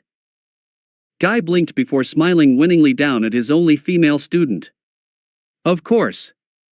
My youthfulness would not allow me to be anything but. Tenten rolled her eyes but smiled good-naturedly and returned to her katas. Further away, Lee was challenging Niji to a youthful contest of who could do more high kicks and Niji was simply ignoring him but still doing said high kicks with deadly accuracy. Guy smiled broadly at his three students, putting thoughts of the mysterious jounin to the back of his mind for the moment. They were almost ready. He would be entering them into the Chunin exams this year. XXX. Good morning. All three genin straightened from their warm-ups and spun around to blink at the approaching red-haired jounin.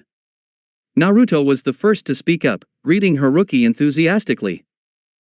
Morning, Haruki-san. Naruto chirped brightly.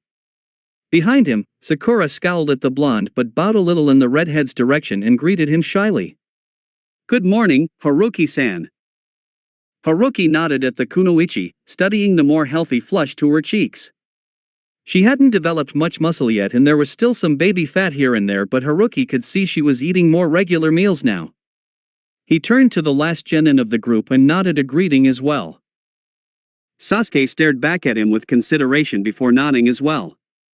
He seemed to contemplate something for a moment before finally asking politely, Haruki-san, would you be willing to spar with me?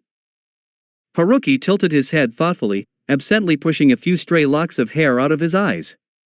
He glanced back towards the village. Kakashi had managed to snatch his book back a minute before they had reached the training grounds and had disappeared to Kami knows where. It would be a while before the copy nin showed up. He turned back to the waiting Uchiha. "Are you finished your warm-up?"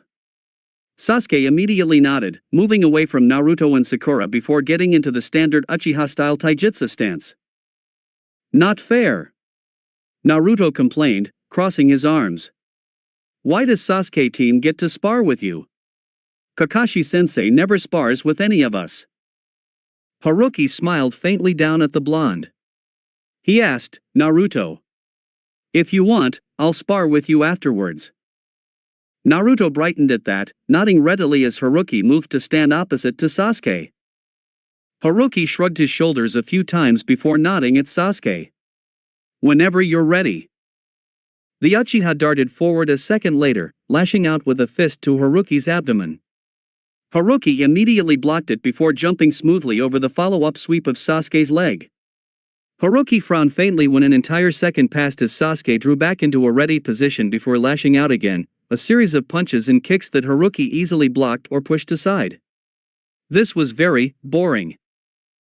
Dodging a kick that came from the side, Haruki started pushing back, blocking a fist and reaching out to tap the boy's left shoulder, adjusting a slightly wayward palm thrust before tapping at a rib, and then finally twisting effortlessly past the boy and tapping him on the back of the neck. Sasuke finally jumped back a few feet away, obvious frustration flashing across his face. Haruki held up a hand to momentarily halt the boy. "Sasuke, your moves are predictable. Try." Haruki motioned vaguely at the boy in general.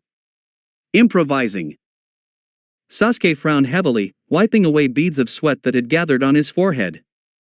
He seemed about to snap something back but stopped, watching the redhead carefully as he mentally reviewed the spar so far. On the side, Naruto was bouncing on the balls of his feet while Sakura shouted encouragement. A moment later, Sasuke rushed forward again, starting with another fist to the abdomen, but instead of dropping to the ground to sweep out the redhead's feet after his punch was blocked, the Uchiha used his other hand to balance on the ground and kicked his feet up to lash out at Haruki's jaw instead. Haruki easily dodged it but smiled inwardly. For some reason or another, Sasuke was listening to him. So, instead of just mostly blocking or dodging the next rain of blows the genin sent his way, Haruki started adjusting the strikes the boy used. Pushing a fist a little to the left one time and gently nudging a hip into a better alignment during a high kick another, he slowly mended some of the holes in the genin's fighting style. Sasuke seemed to realize what he was doing and accepted it wordlessly, continuing to throw punches and kicks at the jounin. Finally, panting hard but still determined, Sasuke leapt away and into the air, quickly bringing his hands together to form the seals for a jutsu as he started falling back to the ground. Katan, Gokakyu no Jutsu. Haruki had already recognized the signature hand signs and now quickly danced away, the fireball soaring harmlessly behind him even as he felt the heat stream past. The fireball quickly faded away and Haruki turned to look down at Sasuke, who was gasping for breath as he rested his hands on bent knees. But Onyx's eyes met his evenly and there was a certain amount of defiance in them as he stared back. "Sasuke team. You cheated." Naruto bounded forward, Sakura a step behind, already reaching out to bop Naruto on the head. "Sasuke-kun didn't cheat." She glanced hesitantly at Haruki. "He didn't, right Haruki-san?" Haruki glanced briefly at the two other genin before looking back at Sasuke. He remained silent for a few seconds and wondered if the boy would look away. He didn't. Satisfied, Haruki jerked his head a little and the hair tie that had been holding back his hair snapped, having been too close to the fireball to escape damage. Haruki watched impassively as all three genin stared wide-eyed when the hair tie fluttered to the ground and crimson locks fell around his shoulders again. Waiting until he caught Sasuke's gaze again, Haruki offered him a single nod and a faint smile of approval. "Much better, Sasuke." The raven-haired genin straightened at the praise, eyes lighting up as a pleased smile tilted his lips for a moment. Haruki glanced at Naruto with an arched eyebrow. "Naruto, I didn't say no ninjutsu. There is honor in battle, but we are ninja, and most of what normal people would consider underhanded, we call it fair game. And in a real fight, there are no rules. Your enemies will not abide by any standards you set. Understand? The blonde nodded, frowning hard as he digested this, and Haruki turned back to Sasuke. Cool down with some katas and drink some water. The redhead withdrew a scroll and unsealed a bottle for the boy. From now on, try developing your own fighting style. Your clan's style is a good foundation to build up from, but you'll need more variation if you want to strengthen your taijutsu. Sasuke nodded attentively before sketching a half bow, respect flickering in his eyes when he looked up again. Thanks, Haruki-san. Haruki managed a small nod, but almost reeled inside as he heard the genuine gratitude in the boy's voice. He couldn't recall Sasuke ever thanking anyone at this age. Then again, he had been the dead last back then. Sasuke was hardly going to thank him. My turn now, Haruki-san. Haruki smiled and nodded, glancing at a nearby tree as he waited for Naruto to finish a quick stretch. He had sensed the Kapinin's presence a moment before his spar with Sasuke began, and he now wondered what Kakashi was trying to do by letting Haruki spar with his students. Lazy bastard, Haruki muttered under his breath as Naruto got into position in front of him. Not going to pawn your students off on me, my ass. Ready, Haruki-san? Haruki studied the blonde with concealed amusement as the boy couldn't seem to stop moving from excitement. Whenever you are. Immediately, Naruto brought his hands together and Haruki really did smile at the familiarity of it. Kage Bunshin no Jutsu. 7 clones appeared around them, all holding kunai, and Haruki cocked his head and glanced around before focusing on the real Naruto again. Come then, he voiced, letting a challenge edge his tone. Let's see what you can do. All 8 Narutos grinned and charged, simultaneously lashing out with their kunai as soon as they reached the redhead. Haruki dodged the swipes without difficulty, noting the wide sweep of each reckless strike. Clumsy, Naruto, he called out as he continued to avoid the kunai. Don't just swing at my closest body part. Out of the corner of his eye, he saw Sasuke draw closer to their spar before restarting his katas again. That just wastes both energy and time. Aim at openings. If your opponent doesn't have openings, then make one. He ducked a rather wild swipe of a kunai from one of the clones before flipping back, balancing on one hand as his left leg came up, catching said clone under the chin and throwing him into the air. Following through, he twisted his body as his right leg came up as well and caught the clone from the side, neatly tossing him away and sending him crashing into the trunk of a tree. The clone disappeared in a puff of smoke as Haruki righted himself again and watched the remaining Narutos back away. Make an opening? The Naruto near the back scratched his head. How do I do that? Surprise me, when Naruto still looked confused, Haruki clarified. Do something unpredictable, Naruto. You're good at that. Play to your strengths. Another moment of thought passed before a wide grin grew on the blonde's face. You asked for it. He called out almost gleefully as he brought his hands together. Harimyu no Jutsu. Sakura immediately began yelling as 6 Narutos turned into beautiful naked blonde females. Haruki caught a glimpse of Sasuke wheeling around to face the other direction and heard a faint spluttering sound from the tree Kakashi was still sitting in. Grinning, he shook his head as he felt the real Naruto run at him from behind. Dodging at the last minute, his hand reached out and snagged the boy by the collar before tossing him neatly into the group of female clones. Good distraction, Naruto, Haruki called out cheerfully. But that won't always work. You need to follow up on it if it doesn't. I know. Haruki's gaze slid to the side as another Naruto came charging at him, leaping into the air with his kunai drawn. So the boy had made more Kage Bunshins behind the smoke his earlier jutsu had produced. Haruki smiled even as he sidestepped the Bunshin and flipped him to the ground face first where it dispersed. Good. Naruto was learning. 3 more Kage Bunshins came up from behind, but Haruki caught 2 of them with quick sharp jabs to the abdomen before flipping away from the third. The Bunshin followed him though, hands balled into fists as he charged the redhead. Haruki glanced briefly at the ground as he balanced on his hands and quickly swiped up a familiar item, snapping it towards the Bunshin. The clone reeled backwards when the hair tie hit him between the eyes, and Haruki quickly took the opportunity to swing around and sweep the clone's feet out from under him. Straightening again, he noted that the female clones had been dispersed, but the Naruto clones were still going strong. There were nearly 24 of them in the clearing now, scattered around in a loose circle around him. "We've got you now!" one Naruto shouted as they all charged with childlike battle cries. Haruki sighed, tucking a few stray locks of hair behind one ear as the clones descended on him, some coming from the air, others charging at a flat-out run. With the ease of someone who had done little save train, eat, sleep, and fight in open battle, Haruki launched into a counterattack, executing his own punches and kicks to disperse the clones one by one. Up in his chosen tree, Kakashi observed the spar, unable to look away.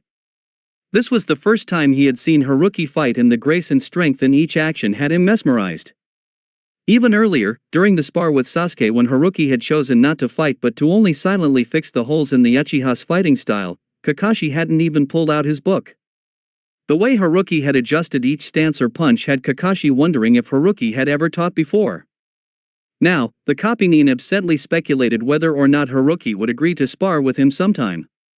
Kakashi suspected the redhead had yet to show even half of his real skill in taijutsu, and he wanted to see how far he would have to push the other jounin for him to show his true strength. Leaning forward even more, he squinted suddenly, picking up some familiarity in the somewhat odd style Haruki was using.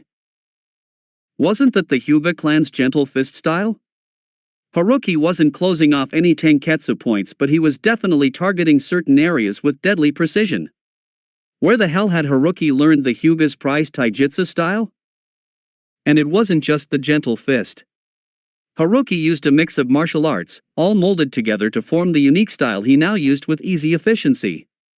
There was the graceful stance and direct but subtle palm thrusts that Kakashi was sure was a variation of the taijutsu the Uchiha clan used, and as Haruki danced out of reach of the Naruto clone's attacks, Kakashi could also see bits and pieces of the taijutsu that the Nara clan usually stuck to, as well as. He leaned forward even further, ignoring the fact that he would have probably toppled out of the tree by now if he hadn't been a ninja. That was definitely the unique style only Guy knew and taught to that equally disturbing protege of his. The redhead had just pulled off Konoha Senpu that Guy used and had created. But Haruki had just met Guy this morning. There was no way he could know that. Down below, Haruki finished off the last of the clones with a series of high kicks that sent all three Naruto lookalikes into the air, tumbling away head over heels and dispersing before they could hit the ground. Whirling around, he caught the fist that had been aimed at his back, and with a gentle but deft twist only strong enough to throw the blonde off balance and spin him around, Haruki had Naruto's arm neatly pinned behind him as he flipped out a kunai and finished the spar by tapping the flat side of the weapon against the boy's left shoulder. "I believe this match goes to me," Haruki said mildly as Naruto craned his head around to scowl up at him. Smiling slightly, he released the blonde and Naruto scrambled up, shaking out his arm as Sasuke and Sakura approached them. "You're crazy strong, Haruki-san," Naruto complained as he flopped onto his back, blonde locks damp against his forehead. Sasuke came to a stop beside them and toed the blonde. Dobe. You need to get faster." Naruto glared up at the Uchiha, swatting away the genin's foot. "Shut up, team. I already know that." Naruto. Sakura had her hands on her hips and was scowling down at him. "Don't be so rude to Sasuke-kun. He's giving you good advice." Naruto huffed sulkily before sitting up and peering at Haruki, who had unsealed another water bottle and was now holding it out to the blonde. Naruto grinned and took it, downing half the bottle in one go. "Good job, Naruto." Haruki sank down to a crouch in front of the blonde. "Your use of Kage Bunshin is excellent. What you need to work on now is polishing up your taijutsu and, of course, increasing your speed. Right now though, I'm more concerned about your fighting style. You don't follow the standard style the academy teaches, and while that's good for keeping your attacks unpredictable, it also means you don't have a very strong foundation." Naruto frowned, glancing up at Sasuke, who was listening just as intently. "The senseis show us some stances in the standard style," Naruto admitted, rubbing the back of his head. "But we usually have to learn from the scrolls they give us." He made a face. "I don't like sitting all day studying." Sasuke snorted while Sakura just sighed, but Haruki nodded instead. That's alright, not all shinobi learn best by studying. You're better at learning by doing, right? At Naruto's immediate nod, Haruki stared thoughtfully at the blonde before glancing up at Sasuke. Sasuke, if you were the one fighting Naruto earlier, what would have happened? The Uchiha had an instant retort at the tip of his tongue. I would have won. Haruki arched a challenging eyebrow even as Naruto protested loudly. With no trouble? Sasuke's curt nod seemed to stall halfway through the motion as he glanced briefly down at Naruto. Then, with obvious reluctance, he admitted grudgingly, I might have had some trouble defending against all the Kage Bunshins. His second jutsu, Haruki hid a smile at the boy's obvious embarrassment at this. Would have been distracting as well, but it would be his clones that would be dangerous since they can come at all sides. Haruki nodded. How would you have defended against that then? Sasuke cocked his head, a faint frown making its way onto his face. I would have used my fireball jutsu to get rid of most of them. Because his taijutsu is sloppy, I would be able to dispatch any remaining clones by myself. Haruki nodded again and turned back to Naruto. And you, Naruto? If you had been fighting Sasuke, what would you have done if he had countered by doing this? Naruto scowled, striking an unconscious thinking pose as he dropped his chin in one hand. I would have made more clones to distract him. Blue eyes suddenly sharpened slyly as he glanced up at his rival. And then, while he was busy with them, I'd attack from his left side, from behind. Haruki's eyes narrowed as Sasuke started slightly. Oh? And why would you do that? Naruto grinned brightly as he pointed at Sasuke's left leg. You hit Sasuke team 3 times their back when you were sparring with him. His left side is obviously not as well defended as his right side and his leg should be at least bruised from the spar. It's a weakness. Sasuke scoffed loudly but subtly shook out his left leg. Haruki smiled in approval. Naruto really did learn better by watching doing things hands-on. Good observation, Naruto. In battle, every weakness should be exploited. He rose to his full height again, eyeing them both thoughtfully before nodding decisively. Train together, he advised, much to all 3 genins' surprise. Both of you have weaknesses that the other can see through. Sasuke is more disciplined and has a better grasp of his own actions when he attacks, but Naruto has better instinct and he's good at improvising when he gets into tough situations. You can help each other improve in different areas. I think you'll find a spar between you two interesting. The 2 boys glanced at each other, curious but trying not to show it at the same time. Haruki smiled a little, ignoring the sadness that welled up inside him. In his timeline, Sasuke had been his favorite sparring partner. Every spar they had managed to fit in before things really went to hell had been truly enjoyable. Alright then, I've talked enough. Haruki turned to blink at the last of Team 7's genin. Sakura, would you like to spar? The kunoichi blushed a little, hands wringing uncomfortably as she glanced at Sasuke who was suddenly concentrating on drinking more water. Maybe not right now. I don't think I'd do very well. Before Haruki could respond, Naruto, with his usual amount of non-existent tact, piped up, come on, Sakura-chan. It'll be fun. Sasuke team and I couldn't win either. But you could learn some things dash. Naruto. Haruki cut in, and Naruto's mouth closed with a click at the redhead's sharp tone, blue eyes wide when he caught sight of Sakura's rapidly reddening face. That's all right, Sakura. Haruki drew her attention again before she could lash out at the blonde. Actually, it's probably best that you don't spar right now. Kakashi has an exercise for all of you that I think you'll do especially well in. You'll probably move on to more advanced stuff today and you'll need your energy for that. Sakura blinked up at him in confusion, though she seemed a little relieved at the change of topic. What exercise? Oh yeah. Naruto scrambled to his feet, dusting his jumpsuit off. Kakashi-sensei said we were going to learn chakra control today. When did he say that? Sakura rounded on the blonde. Naruto grinned. Yesterday, after we had dinner with Haruki-san. Both Sasuke and Sakura turned to look at Haruki, who shrugged, trying not to scowl at his younger counterpart. Kakashi wanted to meet me, Naruto invited him around, and we all ended up eating at my place.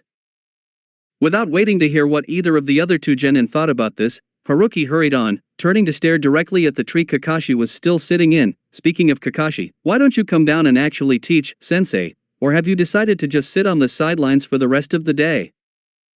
All three genin peered in the direction Haruki was looking at, and a second later, Kakashi dropped out of the tree, orange book in hand as he strolled towards them. Yo!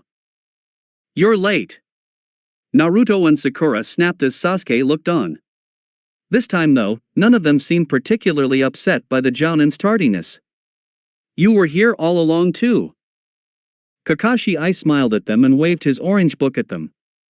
Well, I was in the middle of a great chapter. Miki-chan seduced dash. He got no further than that before Haruki flipped out a kunai and eyed his orange book menacingly. Not in front of minors, Kakashi. Kakashi chuckled nervously and quickly tucked his book away. Behind Haruki, Sakura and Naruto were making faces, and even Sasuke looked faintly disturbed. Well, I suppose we should get started on our training session today. You guys still have a D rank to finish afterwards. Follow me. As the three genin trailed after Kakashi into a more forested area of the training grounds, Haruki fell into step beside him. You've been watching since I started sparring with Sasuke, he commented. You could have come out sooner. Kakashi shrugged unrepentantly. It was interesting to watch. He paused to glance sidelong at the redhead. You knew what you were doing. Have you ever taught before? Haruki predictably stiffened and remained silent, gaze focused ahead. Once, he finally revealed without looking at the copynin. A long time ago. And only for a little while. Kakashi nodded and said nothing more. He knew he probably wouldn't get anything else out of the redhead if he continued to push. Now then, the group had come to a halt at the base of three moderately tall trees. You three are going to climb a tree. Climb a tree, sensei? Naruto's face fell as he glanced at the trees in front of them. How does that help? Climbing a tree without using your hands, Kakashi amended before moving forward to demonstrate. To the side, Haruki tuned the copynin out as he explained the concept to the three genin. He moved a little ways away where the trees were farther apart and scanned the small clearing. He could still see Team 7 from here, and it was big enough for his jutsu. Returning to the others, he noted the mild annoyance on the two boys' face as they gazed up at Sakura, who was already sitting on one of the upper branches. Good. Quietly, he moved to where Kakashi was standing, drawing the Jounin's attention. Kakashi, may I teach Sakura how to walk on water? The copynin turned a puzzled eye on the redhead. I don't mind, but Naka River's pretty far from here. Haruki shook his head. I have a jutsu that Sakura can use to practice with. Kakashi's eye lit up with interest. I'll come too. The boys are probably going to be at it for a while. Haruki nodded and moved away, coming to a stop at the base of Sakura's tree. Sakura, he called up. You're pretty good at climbing trees already. If you want, I can teach you how to walk on water next. Perched on the branch, Sakura brightened a little. She had thought Haruki was only being nice when he had told her earlier that she would be good at this exercise, but it came pretty easily to her. She wasn't sure if he would really teach her something else since she had turned his offer down the first time, but the Jounin now waited patiently for her reply. Okay, she called down, concentrating chakra at her feet again before descending the tree. She jumped the last several feet and shot the redhead a surprised smile when he automatically reached out to steady her. He nodded back and motioned for her to follow him. You can do it, Sasuke-kun, she called out encouragingly as she passed the other two. Pausing, she added fairly, you too, Naruto. She felt Haruki's eyes on her and glanced up in time to catch a startled look passing over his usually neutral features, but the redhead looked away again before she could ask. Sakura-chan, where will you be going? Naruto's tone was tinged with envy, and even Sasuke looked over at her. Flustered as she didn't really know, Sakura glanced up at Haruki again as he answered. Just over there, he nodded to a small clearing a short distance away. I just need a bit of space to use my jutsu. Sakura could practically feel the excitement emanating from the boys, and she could admit to a little curiosity herself as she accompanied the two jounin to the clearing.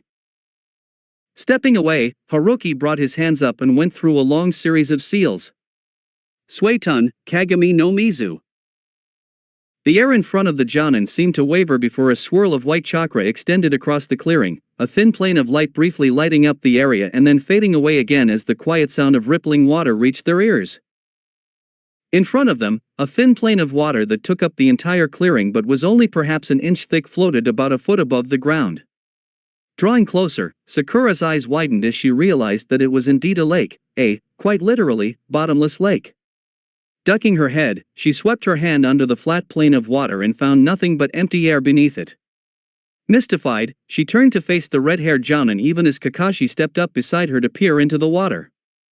Sasuke and Naruto had completely abandoned their trees and had hurried over as well, enchanted by the jutsu. Impressive, Haruki, Kakashi commented, dipping a finger into the water and setting off a ripple effect. How deep is this? Haruki shrugged, stepping up beside them and looking pleased that he seemed to have caught their interest. I have no idea. I've never tried to touch the bottom. But how? Sakura stammered, dipping a hand into the clear lake.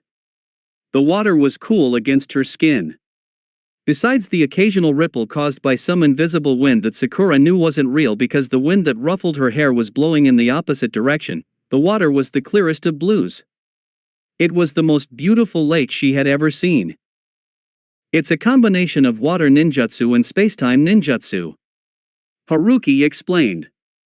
Basically, it's a dimensional pocket filled with water. Why water of mirrors? Sasuke inquired from the ground, having dropped into a crouch and was trying to stick one hand into the lake from underneath. Said hand passed completely through the plane of water, dry and untouched. Haruki pointed at the sky. It reflects the weather. Have you noticed the wind? It's blowing east today, but the ripples in the lake are moving west. It's a calm, sunny day, so the lake is calm and clear as well. His mouth twisted into an odd smile. In a storm though, this lake becomes a typhoon. That is so cool. Naruto crowed, looking about ready to dive in. Before he could move though, Kakashi's left hand had dropped onto his head and his right onto Sasuke's. All right, you two, Kakashi announced cheerfully. Back to work. You're supposed to be climbing trees. This lake is for Sakura right now. Visibly sulking, Naruto stalked back towards his tree, throwing longing looks over his shoulder as he reluctantly moved away. Sasuke lingered as well, a scowl etched on his face as he headed after Naruto. Both looked determined to master climbing trees before the day was out or die trying. All right, Sakura, Haruki turned to the pink-haired Kunoichi. It's the same concept as climbing a tree, but water is always moving, so you'll find balancing that much harder. Give it a try. Sakura nodded resolutely and placed a foot on top of the water, testing the surface as she made sure her chakra coated her feet evenly. 3 small wobbly steps later, a particularly large ripple threw her off balance and she dropped into the lake with a loud splash.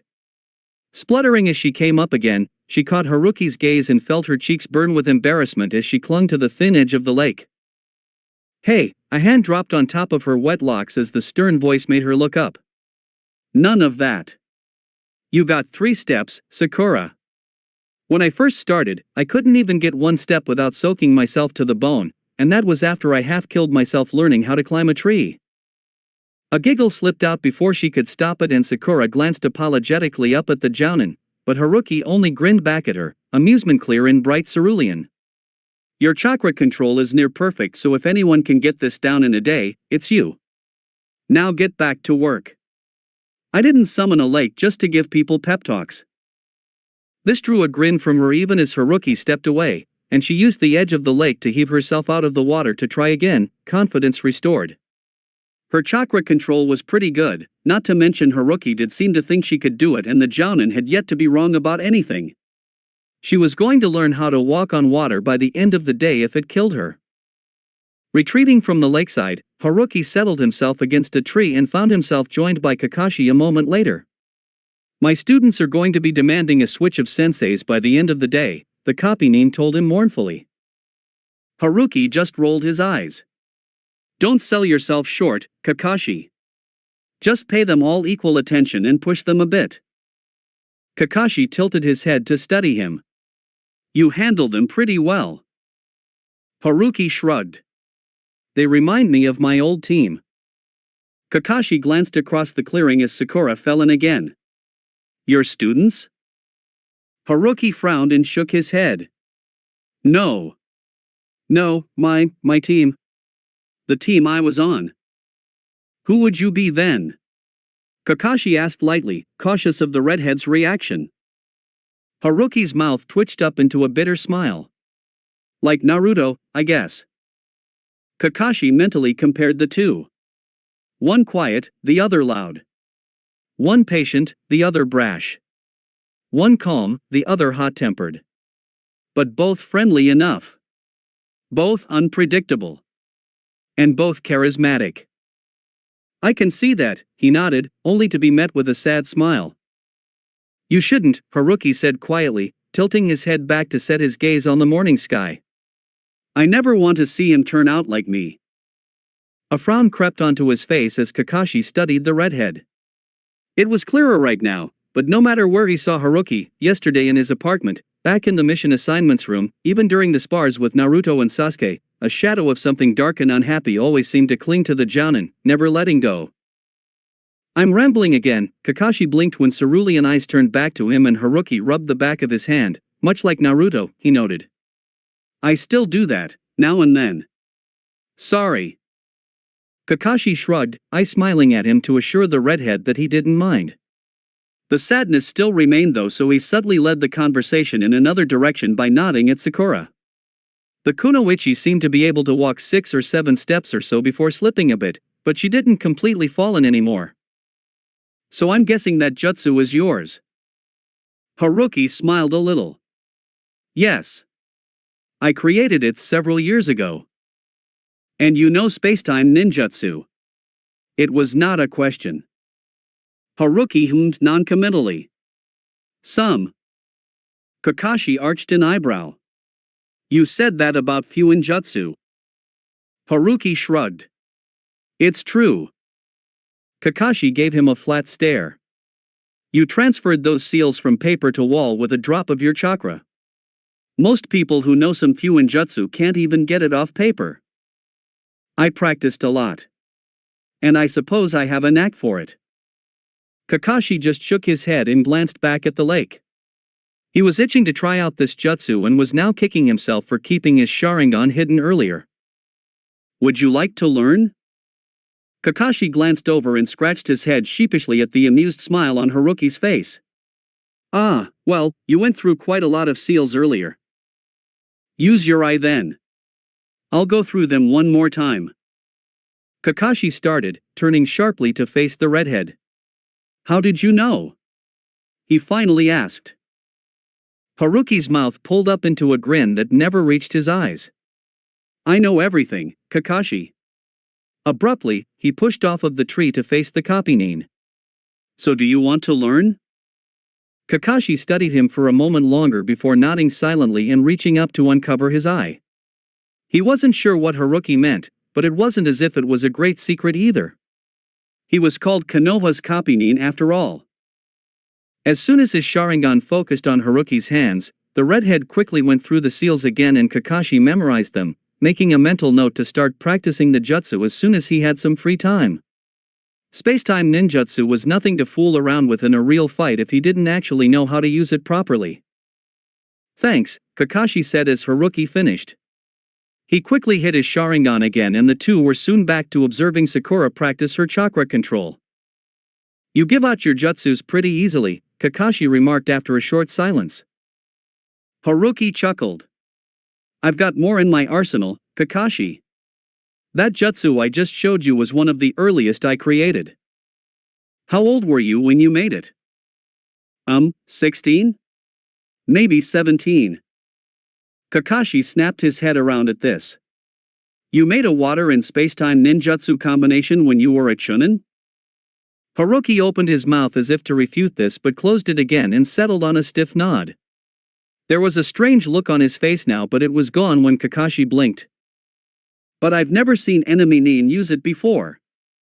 Surely someone would have been able to figure it out and copy it eventually. Kakashi pointed out. Haruki shrugged. All the enemy nin I used this jutsu against aren't in any condition to try to reproduce it. Kakashi blinked before nodding reluctantly. He supposed that made sense, but he had a feeling he was missing something here.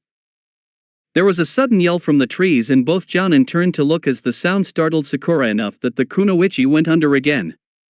By the trees, Naruto seemed to have made it halfway, lost concentration, but had somehow managed to transfer chakra to his hands and was now hanging from a side branch by his palms.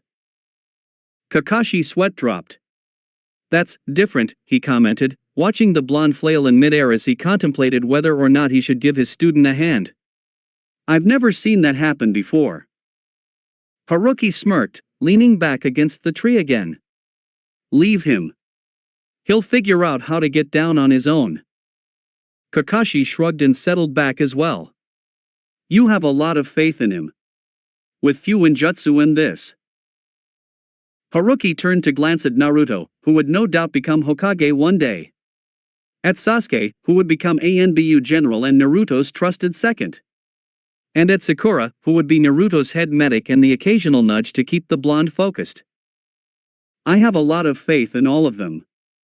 Haruki turned a smile on Kakashi, less shadowed and more genuine. They'll be great one day. XXX.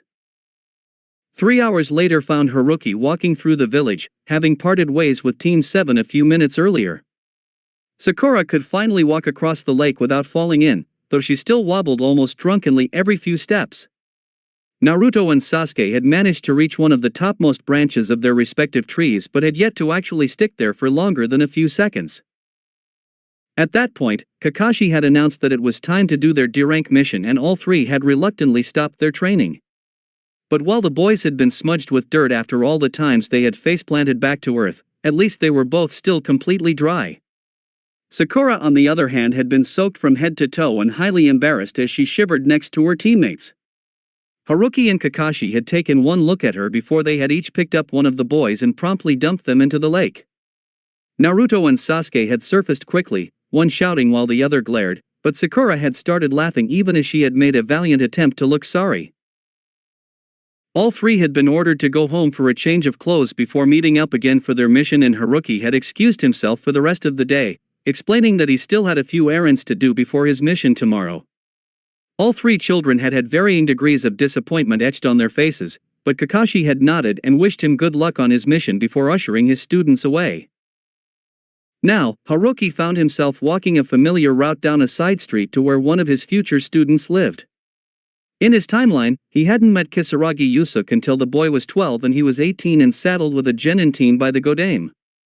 It had taken one look for him to realize that the boy was being neglected and a grand total of 3 weeks to remove the boy from his home and into Haruki's.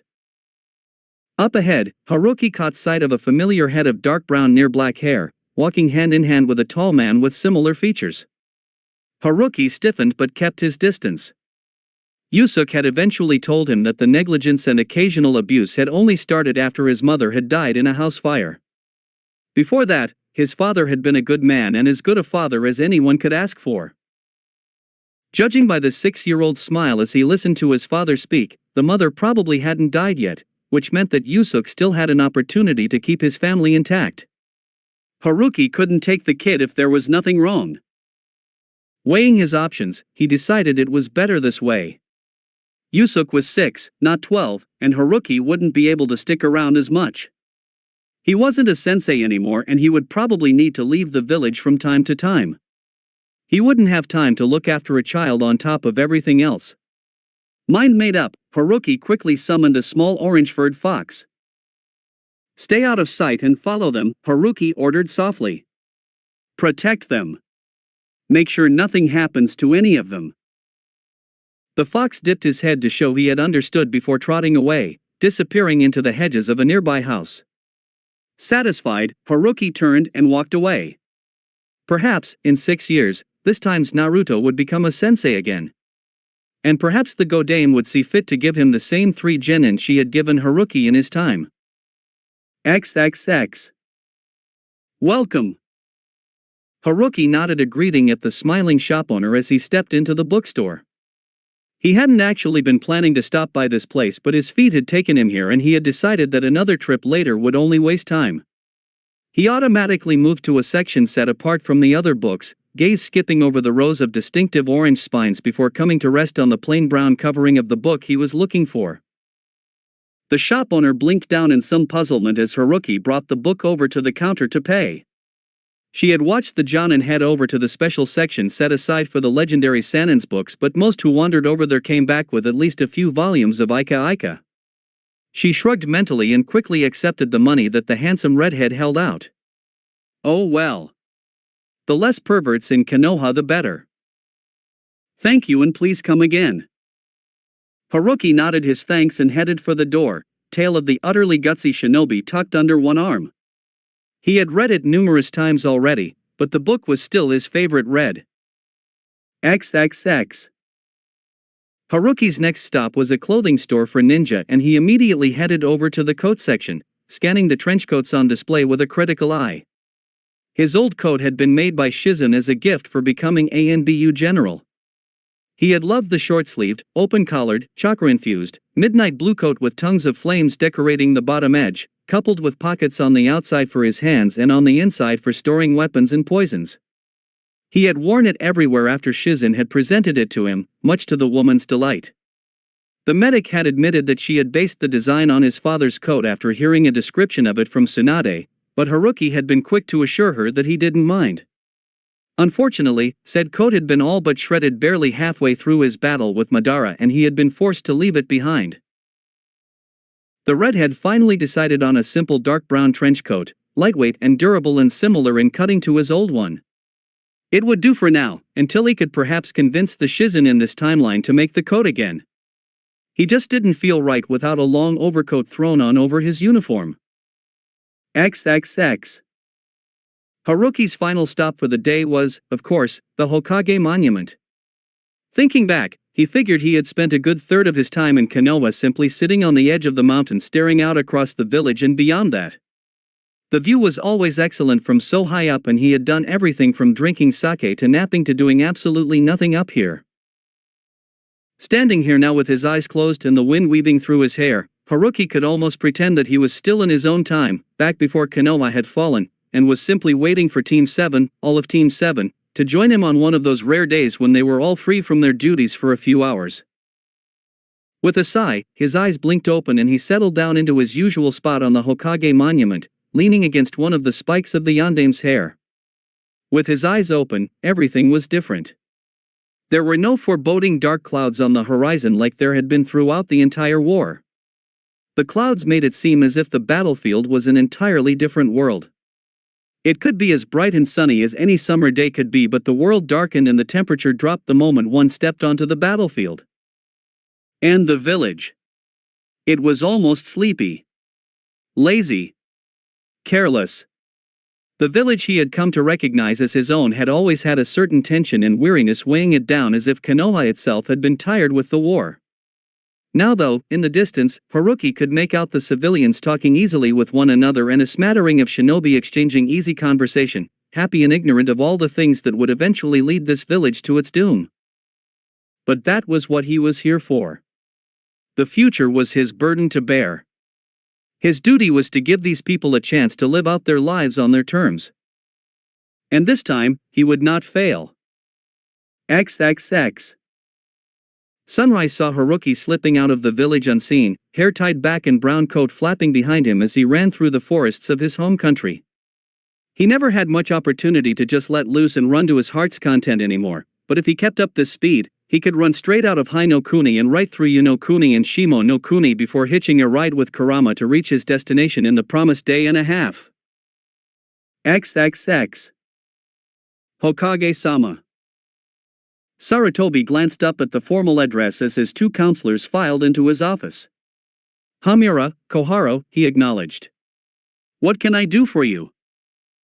Word has reached Konoha of a sudden explosion of chakra in Kumogakure, Koharu began stiffly. And there have been sightings of someone who appears to be Hyuga Hayashi in Yonokuni and Shimo no Kuni. We wish to know if you have received any information on the recent events. Sarutobi hid a satisfied smile and frowned thoughtfully instead. I have spoken to Hayashi-san, but he too has expressed his lack of knowledge on the matter. I have also checked over the recent missions, but we have not had many requests from either of those countries, and no Hyuga has been sent on the ones that have come to us. Both of his old teammates frowned and Hamura took over for the two. Yet there must be some sort of connection. The rumors that have leaked back to us were very clear that the man that was sighted has Byakugan eyes. Sarutobi mentally congratulated Haruki on a job well done, making a note to have the man's pay ready for him upon his return. Before he could come up with a reply though, rapid light footsteps reached their ears and all three of them turned to face the open doorway as a chunin skidded to a stop just outside the office. Hokage-sama. The chunin sketched a hasty bow in the general direction of all three shinobi in the office before focusing on Sarutobi. Sir, a man, definitely a Hyuga, just appeared at the gates. He claims to be Hyuga Hizashi. Sarutobi forced a look of surprise on his face as he watched his counselors stiffen with shock. Before either could say anything, Sarutobi quickly rose to his feet. You are certain he said Hizashi? The chunin nodded. Yes sir, the jounin at the gates asked several times. Sarutobi nodded curtly. I will go myself. Please go to the Hyuga compound and inform Hayashi-san of this development. The chunin shook his head. Hayashi-sama is already there, Hokage-sama. I believe he sensed the man's chakra signal and went to verify it himself. Sarutobi came out from behind his desk. Then I think I will join him. Hamura? Koharu?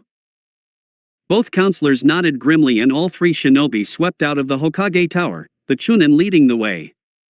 As they passed one of the open windows in the hallway, Sarutobi instinctively glanced outside, just in time to catch a familiar flash of crimson disappearing over one of the nearby rooftops. XXX. This is a surprising turn of events indeed, Hokage-sama. Why was the council not informed of such a significant development? Once Hyuga Hizashi had been confirmed as Hyuga Hizashi through 2 blood tests, a verification of his chakra signal, curse seal, and Byakugan, and a somewhat lengthy interrogation that Hayashi adamantly insisted on performing, the council, the clan and civilian representatives, Danzo, the newly returned Hizashi, the Hokage, and Haruki had all assembled in the council chamber. Sarutobi hadn't wasted any time and had immediately launched into the heavily edited version of what had really happened, introducing Haruki and explaining his part in the discovery and resulting retrieval of the Hyuga clan head's brother. Haruki had stood at his shoulder, face about as helpful as a stone wall when the other occupants in the room all tried to gauge the redhead's reactions throughout Sarutobi's explanation. Currently, Hamura was staring frostily at Haruki even as he directed his question at Sarutobi, but it was Hayashi who answered, rising from his seat amongst the clan heads. This was a problem for the Hyuga clan to deal with, Hayashi stated coolly, white eyes surveying the room. When Kazama-san returned with news of my brother, I requested that this matter be dealt with quietly and discreetly. It could cause a potential war with Kumogakure if a spy was discovered to have been in their territory, and by handling this issue as we have, Kumo cannot claim ignorance of my brother's survival. His gaze hardened here. As they did on the attempted kidnapping of my eldest daughter 9 years ago.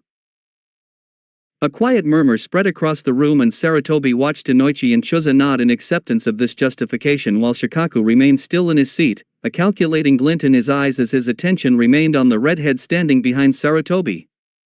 He said nothing though and the Sandaime let his gaze move on to the other occupants of the room. The civilian representative was frowning heavily, occasionally glancing at Danzo further back in the room. Danzo remained expressionless, seemingly weighing Hayashi's words as Hamura and Koharu exchanged a few words between themselves.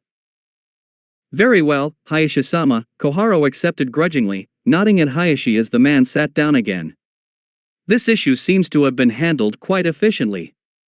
We will now be able to demand compensation from Kumo's rakeage, which will be quite beneficial for Konoha. And wonderfully executed, Kazama-san, Inoichi added, blue-green eyes on the jounin at Sarutobi's side. Haruki dipped his head in acknowledgement. Thank you, Inoichi-sama, but credit must also go to Hokage-sama and Hayashi-sama, as well as Hizashi-sama. I simply followed their plan as instructed. Sarutobi remained neutral on the outside, but he felt a thrum of worry inside. The plan was undoubtedly suggested by Haruki. For the future Hokage to downplay his skill as a strategist, Sarutobi knew the redhead wanted to remain unnoticed for as long as possible. And to blatantly lie in front of the council, the Sandaime wondered just how dangerous Danzo was to make Haruki this cautious. Of course, Chusa nodded from next to Inoichi even as Shikaku cocked his head and the interest on his face went up another notch. It was here though that Danzo finally spoke up, shifting forward to stare intently at Sarutobi. I do wonder though, Hokage-sama, where this Kazama-san came from? I have never seen his face before, nor do I recall sending any jounin to Kumo for infiltration. Sarutobi didn't even blink. I destroyed all his files, down to his academy records before sending him to Kumo as a spy. If he had been caught and traced back to Konoha, Kumo could demand much worse from us. And I do not remember needing to inform anyone before sending out any of my shinobi on a mission. The reprimand was subtle but sharp and Danzo reluctantly backed down, inclining his head as he settled back in his seat. There was a slightly tense silence as Sarutobi glanced around the room before speaking again. Then for now, this matter is closed. I will send a courier to Kumogakure to request a meeting with the Raikage, but everything we have discussed here obviously cannot be leaked out. Concurrent nods responded this statement and Sarutobi continued. Then this meeting is adjourned. As everyone rose and bowed to the Hokage before making their way to the doors, Sarutobi glanced over his shoulder at the impassive redhead. Get some rest, Haruki-kun, he said softly. You've done very well. Come by the office tomorrow and I'll have your paycheck ready. Haruki blinked, his neutral features never shifting as he sketched a slight bow before heading to the door as well. He waited patiently for the others to file out first, never missing the drilling stare from across the room where Danzo still stayed seated, before making his own way out of the Hokage Tower. His shoulders relaxed slightly as he stepped outside but stiffened again when he felt a somewhat familiar presence approach him. Haruki-san? Haruki turned to face Shikaku, maintaining an iron control on his expression as he gazed back at the scarred features of one of his future best friend's father. He had gotten to know this man in his own timeline, spending hours at a time crouched over battle plans with him and his son. The jounin commander had an odd, crooked smile on his face, the one Haruki had come to recognize as one that Shikaku always wore when he had discovered something particularly interesting. At the moment, it was an unnerving expression for Haruki. May I help you, Shikaku-sama? He asked politely, remembering the correct honorific for the strategist. Shikaku only waved a lazy hand in the air before tucking it back into his deerskin coat again. Shikaku is fine. And perhaps you could. Intelligent dark eyes sharpened as the smile widened fractionally. How would you like to play a game of shogi with me? That's it for today. Remember to show your support to the creator of this story if you enjoyed it. If you would like more parts of the story to be uploaded, leave a comment and subscribe to get notified when the story continues. Bye-bye for now, and I hope that you all have a wonderful rest of your day.